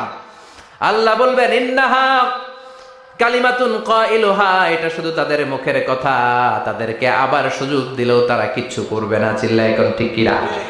এজন্য একটা চান্স আমরা পেয়েছি, এই দুনিয়ার ওয়ান চান্সে আমরা ভয় পাবো একজনকে। চিল্লায় বলেন তিনি কে? এজন্য যেতে আমাদেরকে হবে। এই মরণ থেকে পালানোর কোনো সুযোগ কেউ পালাতে পারে নাই। এই মরণ হলো আখিরাতের প্রবেশদ্বার। মরণ নামক পালকিতে চড়ে আমরা কবরের ভেতরে ঢুকি। মরণ হলো প্রথম পর্ব, কবর হলো দ্বিতীয় পর্ব। যেরকম ঠিক কিনা? এজন্য বিশ্বনবী বললেন আল কবর রাউদাতুম মিন রিয়াদিল জান্নাহ আও হুফরাতুম মিন হুফারিন নার। কবর হলো কারো জন্য জান্নাতের বাগান, কারো জন্য জাহান্নামের গর্ত। আমরা বলি আল্লাহ আমাদের কবরটারে জান্নাতের বাগান বানাও। আরো জোরে পড়েন আমিন। আবার বিশ্বনবী বললেন ইন্নাল কবরা আউয়াল মানজিল মিন মানাজিলিল আখিরাহ। কবর হলো আখিরাতের মানজিলগুলোর প্রথম মানজিল। আখিরাতে একটার পরে একটা অনেকগুলো স্টেশন আপনাকে পার হতে হবে। প্রথম স্টেশনটার নাম হলো কবর। প্রথম স্টেশনের নাম কি? এই কবর নামক স্টেশনে যদি আপনি মাফ পেয়ে যান, সামনের সব স্টেশনগুলোতে মাফের ব্যবস্থা করবে কে? আল্লাহ। আর কবর নামক স্টেশনে যদি ধরা খেয়ে যান, আপনার মায়ের আছে না নাই? লাশটাকে যখন রাখা হয়, লাশটা চিনে কে আমারে রাখলো, কে আমাকে ধৌত করলো, কে আমারে কাফন পড়ালো। এজন্য বিশ্বনবী বলেছেন মুমূর্ষের সামনে বসে বসে পড়ো লা ইলাহা ইল্লাল্লাহু মুহাম্মাদুর রাসূলুল্লাহ। লাকিনু মাউতাকুম লা ইলাহা ইল্লাল্লাহ। মুমূর্ষের সামনে দাঁড়িয়ে দাঁড়িয়ে পড়ো লা ইলাহা ইল্লাল্লাহ। এই লা ইলাহা হচ্ছে জীবিতদের জন্য কালিমা, আর আমরা মরার পরে এই জিকির করি। ঠিক না? আমাদের দেশের অনেক জায়গায় লাশ নিয়ে কবরে যাওয়ার সময় লা ইলাহা পড়ে না। না, এটা আগের জিকির, মরার আগের জিকির। মরার আগে আপনাকে অ্যানাউন্সমেন্ট দিতে হবে আল্লাহ ছাড়া কোনো ইলাহ নাই, বিশ্বনবী হচ্ছেন শেষ নবী এবং রাসূল। চিল্লায় বলেন ঠিক কি না? লাশটাকে যখন রেখে দেয়া হয়, বিশ্বনবী যত মানুষকে কবরে রেখেছেন তারপরে দাঁড়িয়েছেন আর বলেছেন ইস্তাগফিরু লিআখিকুম, তোমার ভাইদের জন্য তোমরা দোয়া করো। ফাইন্নাহুল আনা ইউসআল, এখনই তাকে কবরে সওয়াল করা হবে। কবরে প্রশ্ন আছে না নাই? কথা বলেন। বিশ্বনবী খাদিজাতুল কুবরা, ওনার প্রথম স্ত্রী খাদিজাতুল কুবরা তাহেরাকে কবরের মধ্যে রেখে দিয়ে কাঁদতে শুরু করলেন। চোখের পানি ছেড়ে অনেক দোয়া করলেন। দোয়া শেষে সব সাহাবারা ঘরে ফিরে যায়, বিশ্বনবী যায় না। সাইয়েদনা আবু বকর বললেন ও নবী চলেন ঘরে যাই। অনেক তো দোয়া করলেন। বিশ্বনবী বললেন আবু বকর তুমি যাও, আমি যাব না। এইটা সাধারণ মহিলা না, এটা বিপদের দিনের সঙ্গিনী খাদিজা। মক্কায় যখন আমার কেউ ছিল না, খাদিজা আমারে ভুলে নাই। 3 বছর কাফিররা আমাকে জেলখানায় বন্দি রেখেছে, নাম শিয়াবে আবি তালেবের জেলখানা। আমার স্ত্রী ওই জেলখানার জীবনেও আমারে ছাড়ে নাই। আমার সাথে 3 বছর খাদিজাও জেল খেটেছে। এই একটাই মহিলা, যেই মহিলাকে আল্লাহ আরশের উপর থেকে সালাম দিয়েছে, মহিলাটার নাম খাদিজা। আল্লাহু আকবার। আমার সব সন্তান আল্লাহ খাদিজার পেট থেকে দিয়েছে। ফাতেমাতুজ জোহরা খাদিজার মেয়ে, জাইনাব খাদিজার মেয়ে, উম্মে কুলসুম খাদিজার মেয়ে, রুকাইয়া খাদিজার মেয়ে, আবুল কাসেম বিশ্বনবীর ছেলে খাদিজার ছেলে, আব্দুল্লাহ যাকে তাইয়্যিব এবং তাহের নামে আমরা চিনি, সেও খাদিজার ছেলে। সুবহানাল্লাহ। ও আবু বকর, আমার এই কলিজার টুকরা প্রিয়তমা খাদিজারে রেখে দিয়ে কেমনে বাসায় যায়? তুমি যাও, আমি দাঁড়িয়ে থাকবো। এখনই মুনকার নাকির এসে খাদিজারে প্রশ্ন করবে, আমি দেখব খাদিজা উত্তর দিতে পারে কিনা। আর প্রশ্নের উত্তর যদি ভুল করে ফেলে, কবরের উপর থেকে আমি নিজে প্রশ্নের উত্তর দিয়ে দেব। সাইয়েদনা জিবরাইল বললেন নবী আপনার আর দাঁড়িয়ে থাকার দরকার নাই, আবু বকরের সাথে ঘরে চলে যান। আল্লাহ জানিয়ে দিয়েছে খাদিজার কবরের প্রশ্নে যদি কোনো সমস্যা হয়, আরশের উপর থেকে খাদিজার প্রশ্নের জবাব আল্লাহ নিজে দিয়ে দিবে। এজন্য কবরের আযাব থেকে বিশ্বনবী পানাহ চেয়েছেন। বিশ্বনবী বলেছেন আল্লাহুম্মা ইন্না নাউযু বিকা মিন আযাবিল কবর। ও আল্লাহ, কবরের আযাব থেকে তুমি আমাদেরকে বাঁচাও। পড়েন আমিন। কবরে মুমিনদেরকে 4টা প্রশ্ন করা হবে, কাফিরদেরকে 3টা প্রশ্ন। চিৎকার করে বলেন মুমিনের প্রশ্ন কয়টা? আর জোরে বলেন। প্রথম প্রশ্ন মার রব্বুক, তোর রবের নাম কি? আমরা কি বলবো? আল্লাহ আমারে রব, এই রবি আমার সব, দমে দমে তনু মনে তারি অনুভব। আল্লাহ আমারে রব, এই রবি আমার সব। পড়েন আমিন। দ্বিতীয় প্রশ্ন, আমার দিন, উত্তর দিনের নাম কি, ধর্মের নাম কি? তৃতীয় প্রশ্ন, মান হাযার রাজুল, এই লোকটাকে কে? আমরা বলবো মুহাম্মদ সাল্লাল্লাহু। তিনটা প্রশ্নের উত্তর যখন আপনি কবরে করে দিতে পারবেন, অতিরিক্ত একটা প্রশ্ন, ওয়ামা ইলমুক, এই যে তিনটা প্রশ্নের উত্তর পাল্লা, কেমন করে উত্তর জানলা, কোত্থেকে শিখেছো? নকল করে আনছো কাফনের কাপড়ে? পরীক্ষার হলে নকল আছে না নাই? হাতে নকল আছে না? পায়ে নকল, মোজার ভিতরে নকল আছে না নাই? মোবাইলে নকল আছে না নাই? নকল থেকে আল্লাহ তুমি বাঁচাও। আরো আসতে কোন আমি। কিভাবে জানলা, কেমন করে তিনটা প্রশ্নের উত্তর শিখলা? What is the source of your knowledge? তথ্যসূত্র কি? আপনাকে বলতে হবে আমি যেই কিতাবটা থেকে শিখেছি কিতাবটার নাম কি?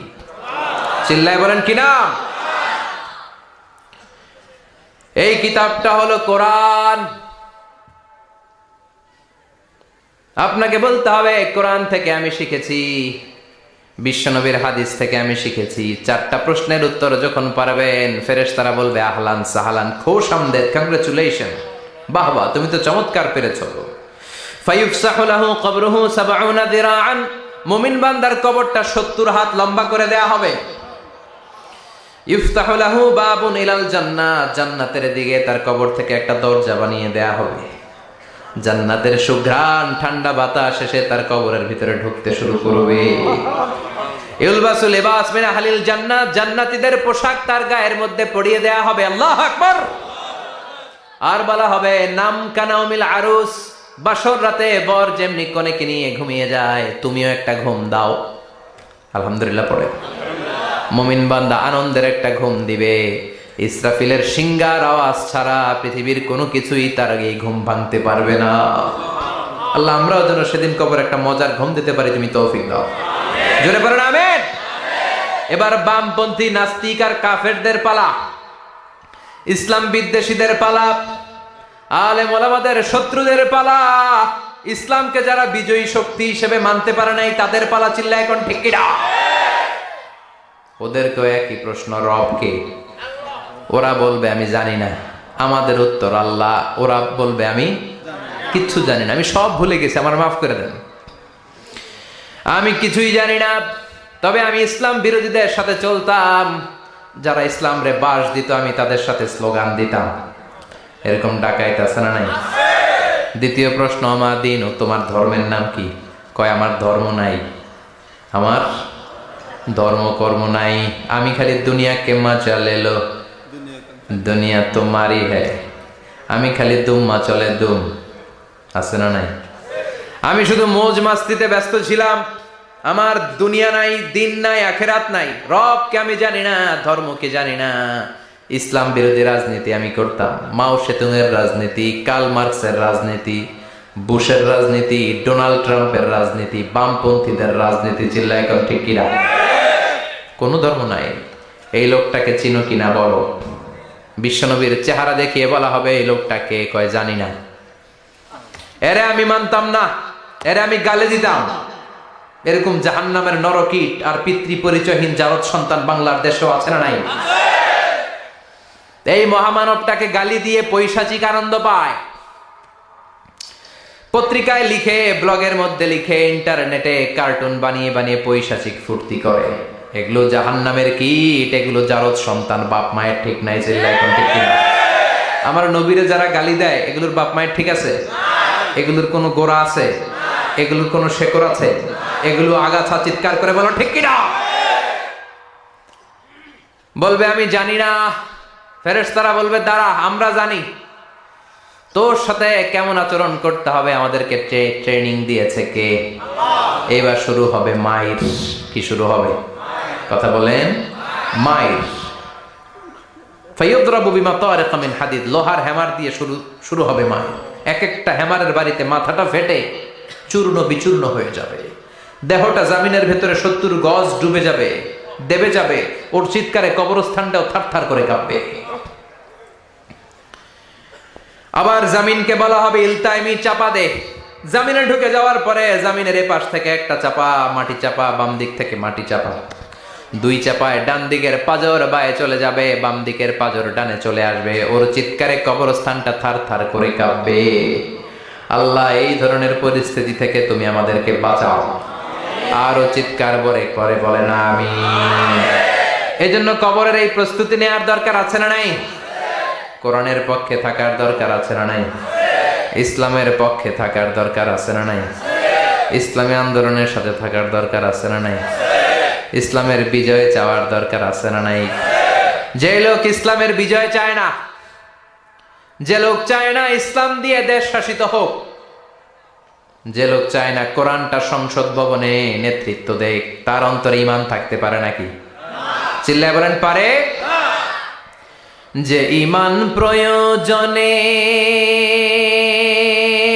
জ্বলে ওঠে না, যে ঈমান সত্য ন্যায়ের কথা বলে না, যে ঈমান প্রয়োজনে জ্বলে ওঠে না, যে ঈমান সত্য ন্যায়ের কথা বলে না, যে ঈমান বাস্তবে নাই, যে ঈমান অন্তরে নাই, মুখে শুধু ফাঁকা বলি, কি করে তারে বলো ঈমানে বলি, কি করে তারে বলো ঈমানে বলি, কি করে তারে বলো ঈমানে বলি। ঠিক কি না? যে ঈমান দিন কায়েমের আন্দোলনের ধার ধারে না, যে ঈমান লেবাসধারী কোরআন হাদিস তাও পড়ে না, যে ঈমান খাজার নামে মাজার করে ফুলুস কামায়। আছে না নাই? উখিয়াতে নাই? উখিয়াতে মাজার আছে নাকি? সাগর পারে এগুলো থাকে? এগুলোর সাথে ইসলামের সম্পর্ক আছে? কথা বলেন আছে? যে ঈমান খাজার নামে মাজার গড়ে ফুলুস কামায়, যে ঈমান শিরকিয়াতের আমল করে ভীত না হয়, যে ঈমান বাস্তবে নাই, যে ঈমান ময়দানে নাই, মুখে শুধু কথার কলি, কি করে তারে বলো ঈমানে বলি, কি করে তারে বলো ঈমানে বলি, কি করে তারে বলো ঈমানে বলি। চিল্লায় বলেন ঠিক কি না? এজন্য ঈমানের দাবি হচ্ছে অন্যায়কে প্রতিরোধ করতে হবে, হকের পক্ষে থাকতে হবে। কোরআনের রাজনীতি নিজ চোখে দেখে ইসলামকে সংসদ ভবনের উপরে কালিমার পতাকা পতপত করে দেখার স্বপ্ন অন্তরে থাকতে হবে। চিল্লায় কোন ঠিক কিনা? এটাই তো মুমিন, যে ইসলামকে বিজয়ী শক্তি হিসেবে দেখতে চায়, যে কোরআনের আইন চায়, যে কোরআনের রাজ চায়। চিল্লায় বলেন ঠিক কিনা? এজন্য আমরা আল্লাহর কাছে কামনা করি, আল্লাহ তুমি আমাদেরকে ঈমানের মৃত্যু দাও, তুমি আমাদেরকে কবরের সব প্রশ্নগুলো সহজ করে দাও। পড়ে না আমিন? আরো জোরে পড়ে না আমিন? এজন্য আল্লাহ বললেন বাল তুসিরুনাল হায়াতাদ দুনিয়া ওয়াল আখিরাতু খায়রু ওয়া আবাকা। ও আমার গোলাম, দুনিয়ার এই জীবনটাকে তোমরা আসল জীবন মনে করো, এই জীবন কিন্তু আসল জীবন না। আসল জীবন হলো আখিরাতের জীবন। কোন ঠিক কিনা? এই জন্য মৃত্যু থেকে যতই পালিয়ে বেঁচে থাকতে পারবা নাকি? পারা যাবে? চিল্লায় বলেন। কোন নবীরা পারছে? আদম আলাইহিস সালাম মৃত্যু থেকে বেঁচে গেছে না? মরছে? কথা বলেন না। উনি পৃথিবীর একমাত্র মানুষ যিনি জানতেন যে উনি কতদিন বাঁচবেন। সুবহানাল্লাহ পড়েন। উনি জানতেন উনি কতদিন বাঁচবেন। কেন আল্লাহ জানালেন? এর কারণ মৃত্যু কি এটা উনি জানেই না, কেমনে মরে দেখেই নাই, কষ্ট কি জানে না। আমরা আমাদের দাদাকে মরতে দেখেছি, বাবাকে মরতে দেখেছি, মামাকে মরতে দেখেছি, মরণের কত কষ্ট আমরা দেখি। এজন্য ভয় আছে না নাই? আদম আলাইহিস সালামের দাদা আছে নাকি? বাবা, মামা, খালু, শালা আছে? নাই। এজন্য মৃত্যু যে কেমন এটা উনি জানতেন না। এজন্য আল্লাহ জানিয়ে দিলেন, আদম পৃথিবীতে তুমি 1000 বছর বাঁচবা। আলফুসানা লাম্মা খালাকাল্লাহু আদামা ওয়া কানা তুলুহু 60 যিরাআন। বুখারীর বর্ণনা আছে, সাইয়েদনা আদম আলাইহিস সালামকে বানানোর পরে আল্লাহ 60 হাত লম্বা বানালেন। কয় হাত? জোরে বলেন, আরো জোরে। 60 হাত লম্বা। এরপরে ওনার ঔরসে পৃথিবীতে যত নারী আসবে, পুরুষ আসবে, রুহের জগতে সবগুলো রুহুকে বসিয়ে দিলেন বৈঠকে। সুবহানাল্লাহ। বিশাল কনফারেন্স রুম। আমরাও ছিলাম না? আমাদের রুহুটাও ছিল। সাইয়েদনা আদম বললেন, আল্লাহ এরা কারা? আল্লাহ বললেন, আদম এগুলো সব তোমার সন্তান। সাইয়েদনা আদম অবাক দৃষ্টিতে অপলক নয়নে নিজের সন্তানদের রূহগুলো দেখতেছিলেন। দেখতে দেখতে হঠাৎ একটা রূহকে ভালো লেগে গেল। বললেন, আল্লাহ এটা কার রূহ? আল্লাহ বললেন, এটা দাউদ আলাইহিস সালামের রূহ। পড়েন সুবহানাল্লাহ। আল্লাহ এটাকে দেখতে বড় ভালো লাগে, কার রূহ? এটা তোমার ছেলে নবী হবে, নবী দাউদের রূহ। কাম আমরু, আল্লাহ দুনিয়াতে সে কয়দিন বাঁচবে? আল্লাহ বললেন, আরবাউনা সানা, 40 বছর। কয় বছর? সবাই বলেন কয় বছর? 40 বছর। সাইয়েদনা আদম বললেন, মাবুদ, আমার এত সুন্দর কলিজার টুকরা সন্তান দাউদ আলাইহিস সালামকে দুনিয়াতে মাত্র 40 বছর আপনি কেন দিলেন? আল্লাহ, প্রথম মানুষ এবং নবী হিসেবে আপনার কাছে ফরিয়াদ করি, আমার ছেলে দাউদের বয়স বাড়ায়া দেন। আল্লাহ কয়, না, হাদা কদ কুতিবা, এটা লেখা হয়ে গেছে। রুফিআতিল আকলাম ওয়া জাফফাতিস সুহুফ, লিখে ফেলছি, কলম শুকায় গেছে, কালি শুকায় গেছে, এটা চেঞ্জ করা যাবে? সাইয়েদনা আদম বললেন, আল্লাহ আমি বাঁচবো কয় বছর? কয় তুমি থাকবা কয় বছর? আলফুসানা, 1000 বছর। মনে আছে? আল্লাহ, আমার 1000 বছরের দরকার নাই, আমি আমার 1000 বছর থেকে 60 বছর আমার ছেলে দাউদরে আমি দিয়ে দিলাম। আদম আলাইহিস সালামের 1000 বছর থেকে 60 বছর যদি দান করে দেয়, ওনার আর কত রইল? 940। আর 60 বছর যদি দাউদ নবীর 40 বছরের সাথে যোগ দেয়া হয়, উনি পেলেন কয় বছর? 100। সাইয়েদনা আদম পৃথিবীতে আসলেন, এসে থাকতে শুরু করলেন। দিন গড়িয়ে রাত আসে, মাস গড়িয়ে বছর আসে, বছর যায় বছর আসে। ঠিক 940 বছর পর মালাকুল মাউত আদম আলাইহিস সালামের কাছে আসলেন। বললেন, আনা মালাকুল মাউত উকিলা বিকুম, আপনাদের জন্য আল্লাহ আমাকে বানিয়েছে রূহ কবজ করতে। ও আদম, আবুল বাশার, পৃথিবীর প্রথম মানব, প্রথম নবী, আপনার সময় শেষ, রেডি হন। কি হন? খেলা শুরু হবে, এখনই রূহ কবজ করে নিয়ে যাব। সাইয়েদনা আদম বলে, এখন আসছো কেন? আমার আরো 60 বছর বাকি আছে। মালাকুল মাউত বলে, না, আপনি রূহের জগতে আল্লাহর কাছে আপনার সন্তান দাউদকে কয় বছর দিছিলেন? 60 বছর। এজন্য 940 বছর আপনার জন্য লেখা। আমি এখন আপনার রূহ কবজ করতে চাই। সাইয়েদনা আদম বলে, আমি মানি না, আমি কাউরে দেই নাই।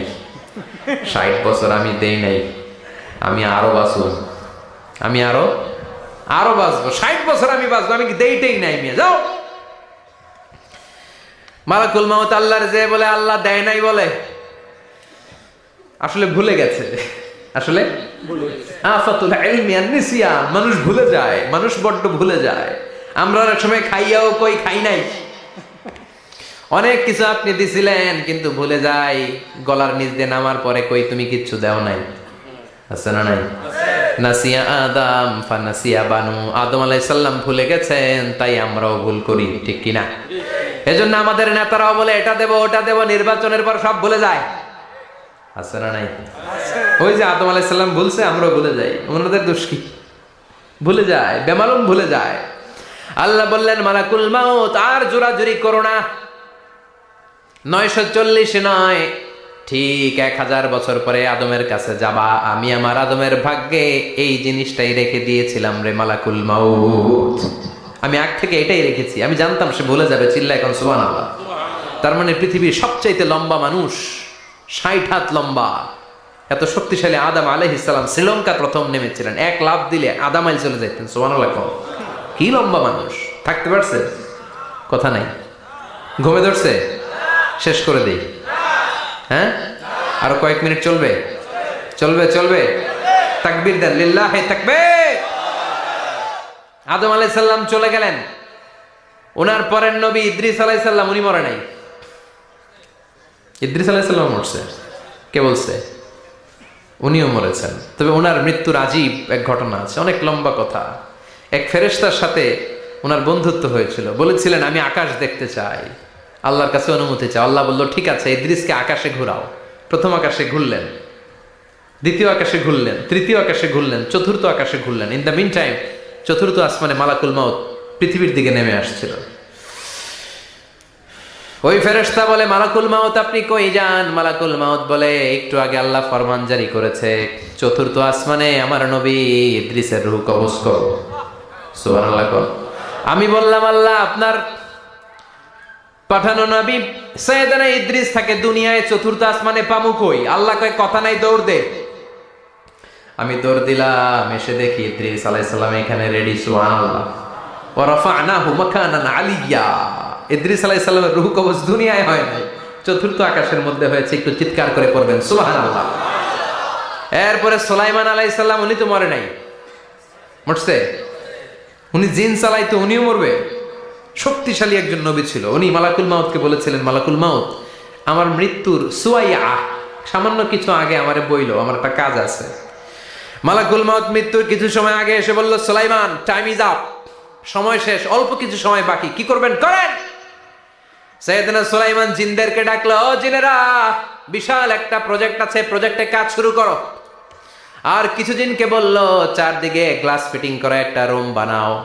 সাইয়েদনা সুলাইমান আলাইহিস সালাম গ্লাস ফিটিং করা রুমের ভেতরে ঢুকলেন। এই রুমে ঢুকার দরজা নাই, হাতে একটা লাঠি নিলেন। কি নিলেন?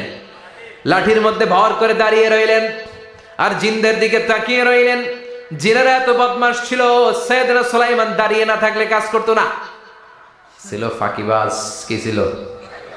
দাঁড়ায় না থাকলে আজও লোকজন কাজ করতে চায় না, ঠিক কিনা?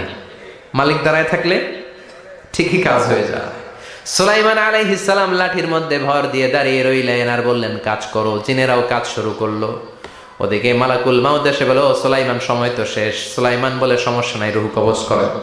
উনি লাঠির মধ্যে ভর দিয়ে দাঁড়িয়ে রইলেন। গ্লাস ফিটিং করা রুমের ভিতরে কোরআন সাক্ষী। মালাকুল মাউত ওইভাবে লাঠিতে ভর দেওয়া অবস্থায়, দাঁড়ানো অবস্থায় সাইয়েদনা সুলাইমান আলাইহিস সালামের রূহ কবজ করে নিলেন। উনি এমন ভাবে দাঁড়িয়েছেন, রূহ চলে গেল, লাশ হয়ে দাঁড়িয়ে রইলেন। লাঠির মধ্যে দাঁড়িয়ে আছেন, জমিনের মধ্যে লুটিয়ে পড়ে নাই। সুবহানাল্লাহ। জিনগুলো দূর থেকে ভাবলো, বস তো দাঁড়ায় আছে। কে দাঁড়ায় আছে?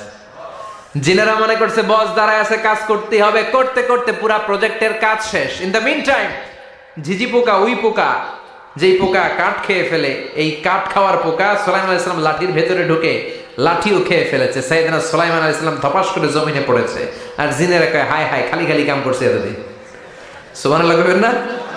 সুলাইমান আলাইহিস সালাম বাঁচতে পারেন, চলে গেলেন। মুসা আলাইহিস সালাম মরছে? উনি মরবে কেন? উনি তো খালি মারে। মরছে? এক থাপ্পড়ে ফেরাউনের বাবুর্চি নাই। মুখের আগে হাত চলতে কয়েকজন, এর মধ্যে মুসা আলাইহিস সালাম আছে না নাই?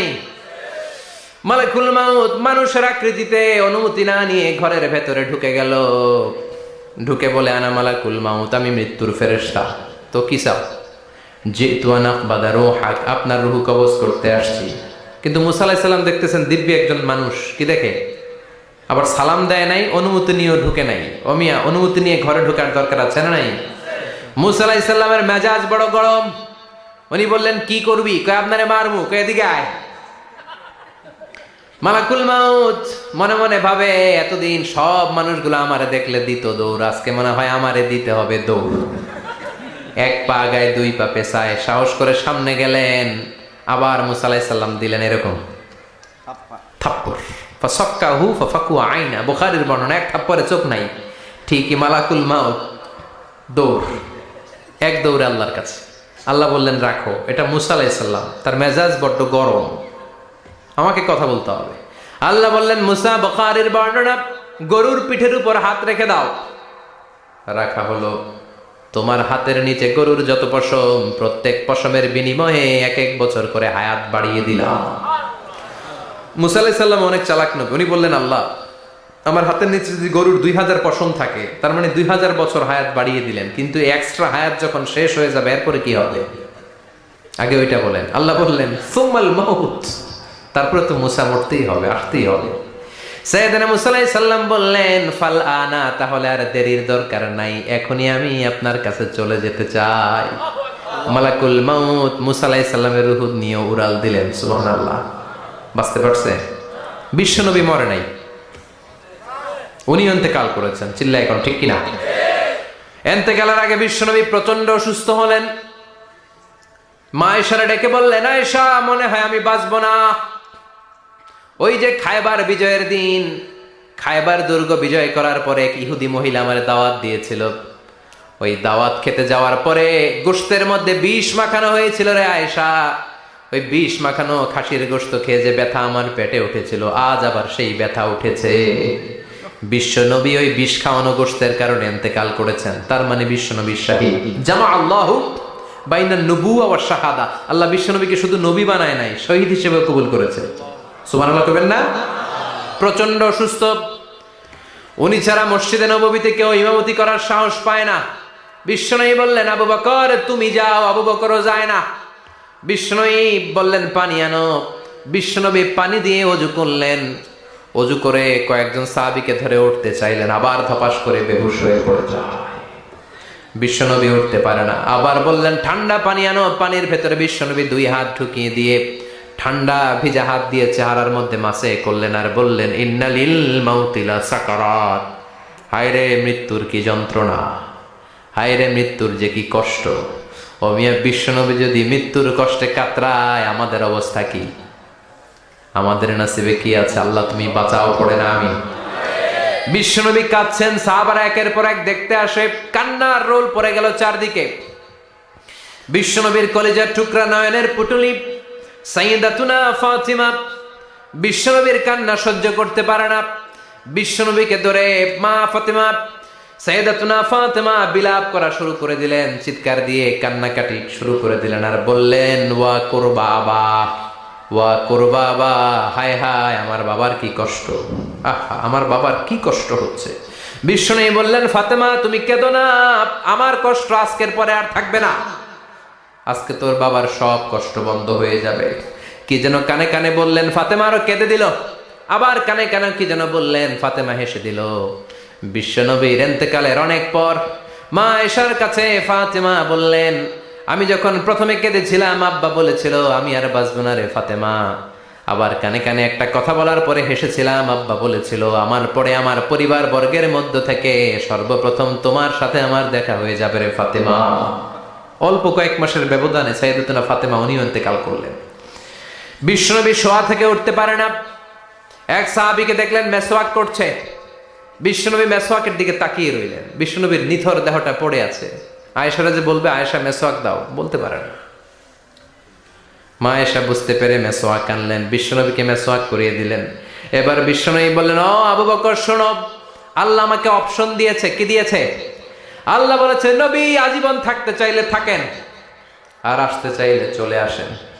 আমি থাকতে না চেয়ে আল্লাহর কাছে চলে যাওয়ার ইচ্ছা করলাম। সাইয়েদনা আবু বকর কান্না জুড়ে দিলেন।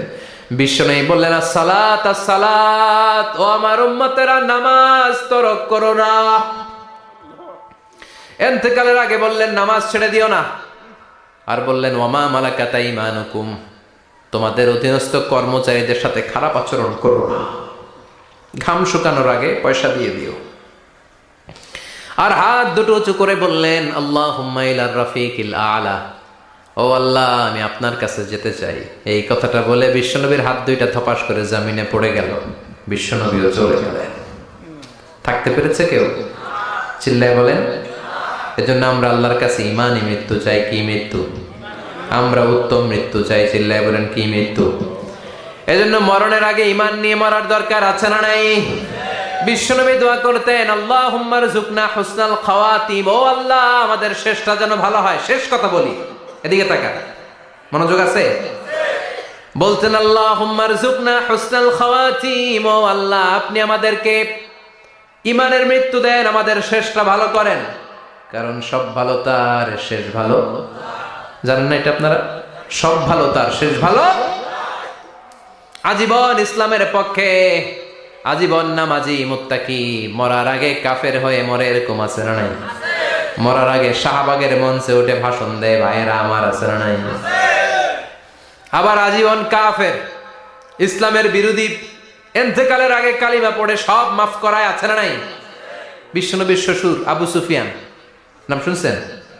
বদরের যুদ্ধে বিশ্বনবীর বিরুদ্ধে, মক্কায় বিশ্বনবীর ঘুমাতে দেয় নাই, উহুদের যুদ্ধে বিশ্বনবীর সাথে ফাইট, খন্দকের যুদ্ধে বিশ্বনবীর সাথে মারামারি, আহজাবের যুদ্ধে কিলাকিলি, সারাটা জীবন বিশ্বনবীর সাথে মারামারি, মক্কা বিজয়, কালিমা পড়ে মুসলমান হয়েছে। গোটা জীবনে যা অন্যায় করেছে সব মাফ করে দিয়েছে কে? এজন্য আমরা আল্লাহরে বলি আল্লাহ কালিমাটা পড়তে পড়তে যেন আমরা মরতে পারি, চিৎকার করে পড়ে না আমিন। জিহাদের ময়দানে এক সাহাবা যুদ্ধ করতে লাগলেন, বুখারীর বর্ণনা, যুদ্ধ করতে করতে কাফেরদেরকে মারতে মারতে, হাদিসের ভাষ্য লা ফাযা ওয়ালা শাযা ইল্লা ইয়াদরিবুহা বিসাইফি, তার সামনে যত কাফের আসে সে কচুকাটা করে। অন্য সাহাবীরা খুশি হয়ে যায়, অন্য সাহাবীরা বলে আজকের সব সওয়াব এই সাহাবী পেয়ে যাবে। কিন্তু বিশ্বনবী হঠাৎ করে একটা কথা বললেন, ওই কথা শুনে সাহাবীরা অবাক। বিশ্বনবী বললেন হুয়া ফিন্নার, ও জাহান্নামে যাবে। কই যাবে? জিহাদের ময়দানে এক মুজাহিদ সাহাবী কাফিরদেরকে মেরে শেষ, কিন্তু বিশ্বনবী বললেন কই যাবে? কথা কয় না। এক সাহাবী কয় ঘটনা কি, এত বড় মুজাহিদ ফি সাবিলিল্লাহ কেন জাহান্নামে যাবে? আমি লুকিয়ে লুকিয়ে দেখি। লুকিয়ে লুকিয়ে ওই সাহাবী দেখে মুজাহিদ সাহাবী যুদ্ধ করতে করতে কাফিরদের বিশাল একটা ঘাটির ভেতরে ঢুকে গেল। মারতে মারতে মারতে মারতে হঠাৎ এক কাফেরের আঘাতে এই মুজাহিদ সাহাবীর ডান হাতটা কাটা পড়ে গেল। এবার ডান হাত দিয়ে ফিনকি দিয়ে রক্ত বের হতে শুরু করলো। মুজাহিদ সাহাবী আর যন্ত্রণা সহ্য করতে পারে না। যন্ত্রণা সহ্য করতে না পেরে কাতরাতে কাতরাতে নিজের হাতের ছুরিটাকে জমিনের মধ্যে গেড়ে দিয়ে ছুরির উপর ঝাঁপিয়ে পড়ল। পেটের এই দিক দিয়ে ঢুকে ওপাশ দিয়ে বের হয়ে গেল, এফার ওফার হয়ে গেল, মানে আত্মহত্যা করলো। ঠিক কিনা? জাহান্নামী না? কথা কম। লুকিয়ে লুকিয়ে যে সাহাবা দেখেছে চিৎকার দিয়ে বিশ্বনবীর কাছে যেয়ে বলে আশহাদু আন্নাকা রাসূলুল্লাহ, ও নবী আপনি যে আসল নবী, কোনো সন্দেহ নাই, আমি লুকিয়ে লুকিয়ে দেখেছি। ওই মুজাহিদ সাহাবা বেঁচে নাই, সে কাফেরের আঘাতে শহীদ হয় নাই, নিজের পেটে নিজে ছুরি ঢুকিয়ে আত্মহত্যা করেছে। আজীবন বিশ্বনবীর সাথী, মরার আগে জাহান্নামী। আমরা কেউ জানি না আমাদের শেষটা কেমন হবে, এজন্য আমাদের শেষটা ভালো হোক, ভেরি সেন্সিটিভ ইস্যু। আমাদের শেষটা ইমানের হোক। এখন যেমনি মাথা ঠিক আছে, বুদ্ধিমত্তার সাথে শাহাদাত বাক্যের উপর যেন আমরা মরতে পারি, আমরা পড়ি আমিন। চিল্লায় পড়েন আমিন। কি করে বুঝবেন মৃত্যুটা ভালো হলো? এক নাম্বার আলামত আন-নুতকু বিশ-শাহাদা, মরার আগে আওয়াজ করে জিকির করে কেউ যদি পড়তে পারে লা ইলাহা ইল্লাল্লাহু মুহাম্মাদুর রাসূলুল্লাহ সাল্লাল্লাহু, এটা হচ্ছে আলামাতু হুসনিল খাতিমা। আপনার মৃত্যুটা যে ভালো মৃত্যু হয়েছে এটার আলামত। কি মৃত্যু? সবাই বলেন ভালো মৃত্যু আমরা চাই কি চাই না? ভালো মৃত্যুর এক নাম্বার আলামত কালিমা পড়ে যদি মরতে পারে। বিশ্বনবী বলেন মান কানা আখিরু কালামিহি লা ইলাহা ইল্লাল্লাহ, যে ব্যক্তির সর্বশেষ কথাটা হবে, বাক্যটা হবে লা ইলাহা ইল্লাল্লাহ, দাখালাল জান্নাহ, সে জান্নাতি হয়ে যাবে। সুবহানাল্লাহ পড়েন। এরপরে বিশ্বনবী বললেন আল মুমিনু ইয়ামুতু বিজাবি ইরকিল জাবিন, মুমিন যখন মারা যায় তার কপাল ঘেমে যায়। সুবহানাল্লাহ পড়েন। হাত ঘামে না, পা ঘামে না, মুমিনের কপাল ঘামে। সুবহানাল্লাহ। এজন্য কেউ মারা গেলে কপালের মধ্যে হাত দিবেন, দেখবেন ওই ঘামের মধ্যে একটা জান্নাতি ঘ্রাণ আছে। সুবহানাল্লাহ। আল্লাহ আমরা যখন মরে যাব আমাদের কপালটা যেন এরকম ঘেমে যায়। আমিন পড়েন আর জোরে আমিন। আল মুমিনু ইয়ামুতু বিআরাকিল জাবিন, মুমিন মারা গেলে তার কপাল ঘামে। কপাল ঘামলে বুঝতে হবে এটা ভালো মৃত্যু, ইমানি মৃত্যু। চিল্লায় বলেন ঠিক কিনা? এরপরে বিশ্বনবী বললেন ফি লাইলাতিল জুমা, জুমার রাতে যদি মরে, আও ফি শাহরি রমাদান, কিংবা রমজান মাসে যদি মরে, আও ফি সাফারিল হজ, কিংবা হজের সফরে যদি মরে। বাংলার জমিন থেকে অনেক হাজিরা হজ করতে যায়, অনেকে ওইখানে যে আরাফাতের ময়দানেও মারা যায়, এরকম হাজি আছে না নাই? খুশনসিব, এটা খুশনসিব। আলহামদুলিল্লাহ পড়ে। এরপরে বিশ্বনবী বললেন মাউতু শাহাদা, আল্লাহর রাস্তায় জিহাদ করে কালেমার বাণীকে উপরে তুলে ধরার জন্য কেউ যদি শাহাদাতের বাণী, শাহাদাতের পেয়ালা পান করে, শাহাদাতের মৃত্যুর চাইতে ভালো মৃত্যু আর হতে পারে না। শাহাদাতের মৃত্যুর চাইতে শ্রেষ্ঠ মৃত্যু আছে নাকি? কথা বলেন। আমরা শহীদ হতে চাই কি চাই না?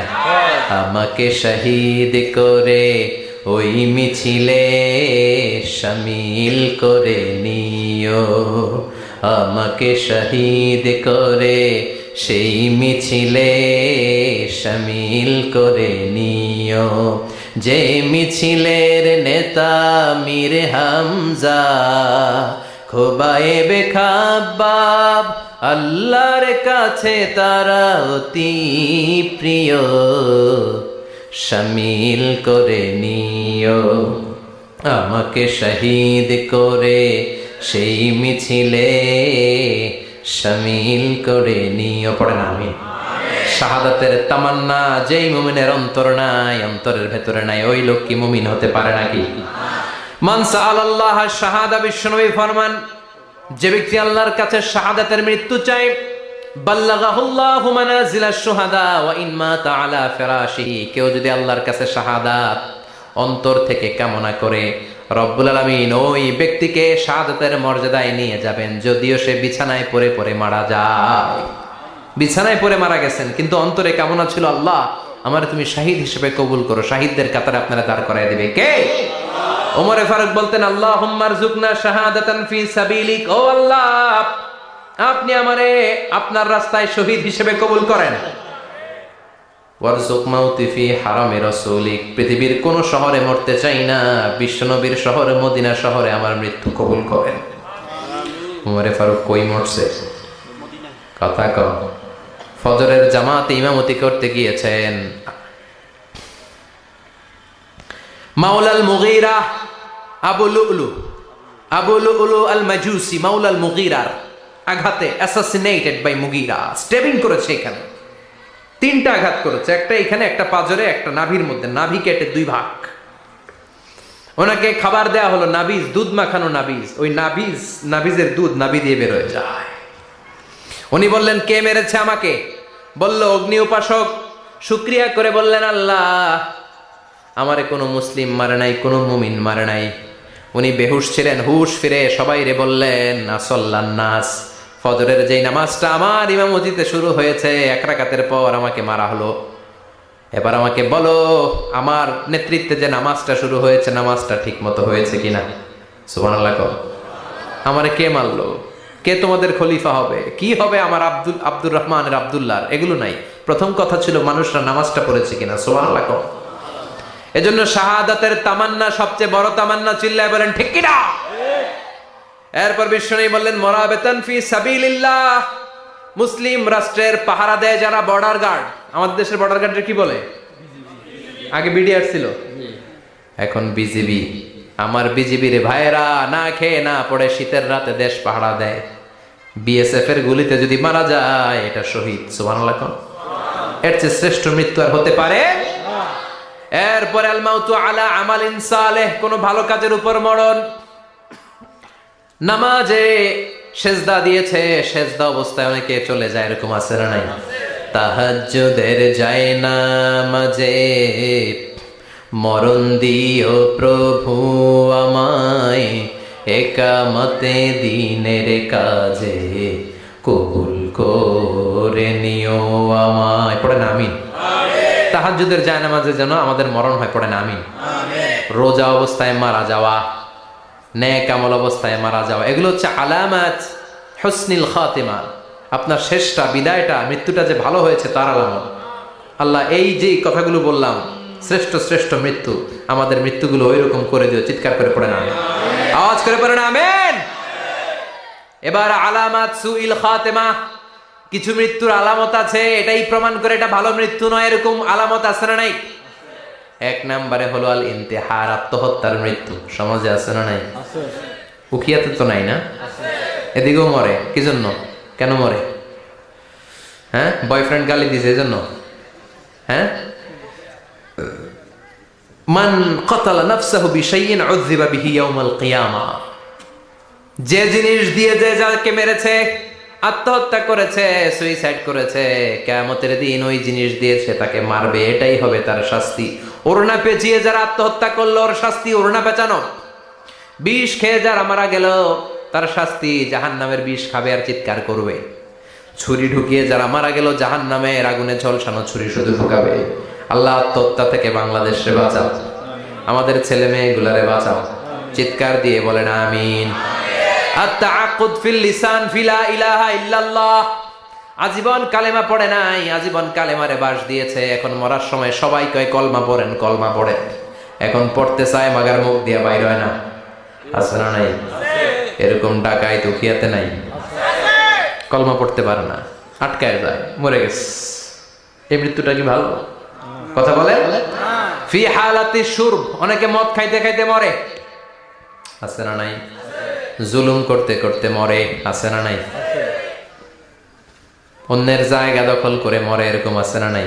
ফি হালাতি ইরতিকাবিল কাবায়ের, যে কোনো কবিরা গুনাহ করা অবস্থায় যদি মারা যায় এটা খারাপ মৃত্যু, অপমৃত্যু, এটা জান্নাতি মৃত্যু নয়। চিৎকার করে বলেন ঠিক কি না? এরপর ফি সাখাতিল ওয়ালিদাইন, বিশ্বনবী বললেন কোন ছেলে যদি মারা যায় এমন অবস্থায় মা বাবা তার উপর রাগান্বিত, এটা ভালো মৃত্যু? কথা বলেন। পৃথিবীর চেয়ে, গোটা পৃথিবীর বুকে মায়ের চেয়ে আপন কেউ আছে নাকি? এই মায়ের মনে কষ্ট দিয়ে ওই অবস্থায় যদি মারা যায়, এই মৃত্যুটা অনেক খারাপ। চিল্লায় বলেন ঠিক কিনা? এজন্য মায়ের সাথে খারাপ আচরণ করবেন নাকি? কথা বলেন। যার মা নাই সে জানে মা না থাকার কি জ্বালা, ঠিক কিনা? যখন রাত্রি নিঝুম এই চোখে ঘুম, একলা শুধু ঘরে, তোমায় মনে পড়ে মাগো, তোমায় মনে পড়ে। যখন রাত্রি নিঝুম এই চোখে ঘুম, একলা শুধু ঘরে, তোমায় মনে পড়ে মাগো, তোমায় মনে পড়ে। এজন্য মায়ের দোয়া সবচেয়ে বড় দোয়া। মা রেগে আছে, মা বদদোয়া দিয়েছে, বাবা বদদোয়া দিয়েছে, বাবা আপনার উপর অসন্তুষ্ট, ওই অবস্থায় ছেলে মরলে এটা কি ভালো মৃত্যু? এরপরে স্বামী যদি নাখোশ থাকে স্ত্রীর উপর, স্বামী যদি স্ত্রীর উপর রেগে থাকে, অসন্তুষ্ট থাকে, ওই অবস্থায় স্ত্রী যদি মারা যায়, এটাও খারাপ মৃত্যু। চিল্লায় বলেন, এটাও খারাপ মৃত্যু।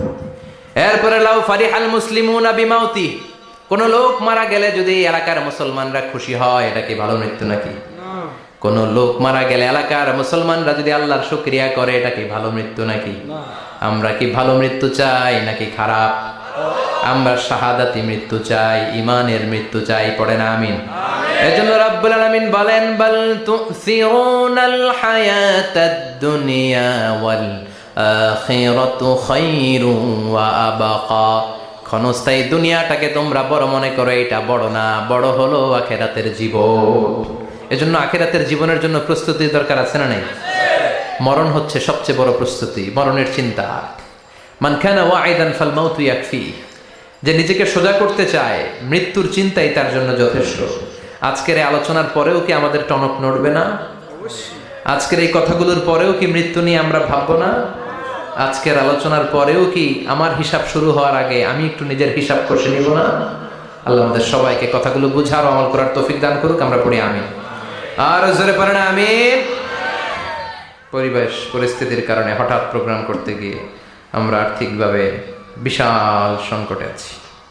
প্যান্ডেলের টাকা তোলার জন্য আমাদের 10 জন ভলান্টিয়ার আছে। জি, ভলান্টিয়ার ভাইরা কোথায়? একটু আপনাদের সামনে যাবে।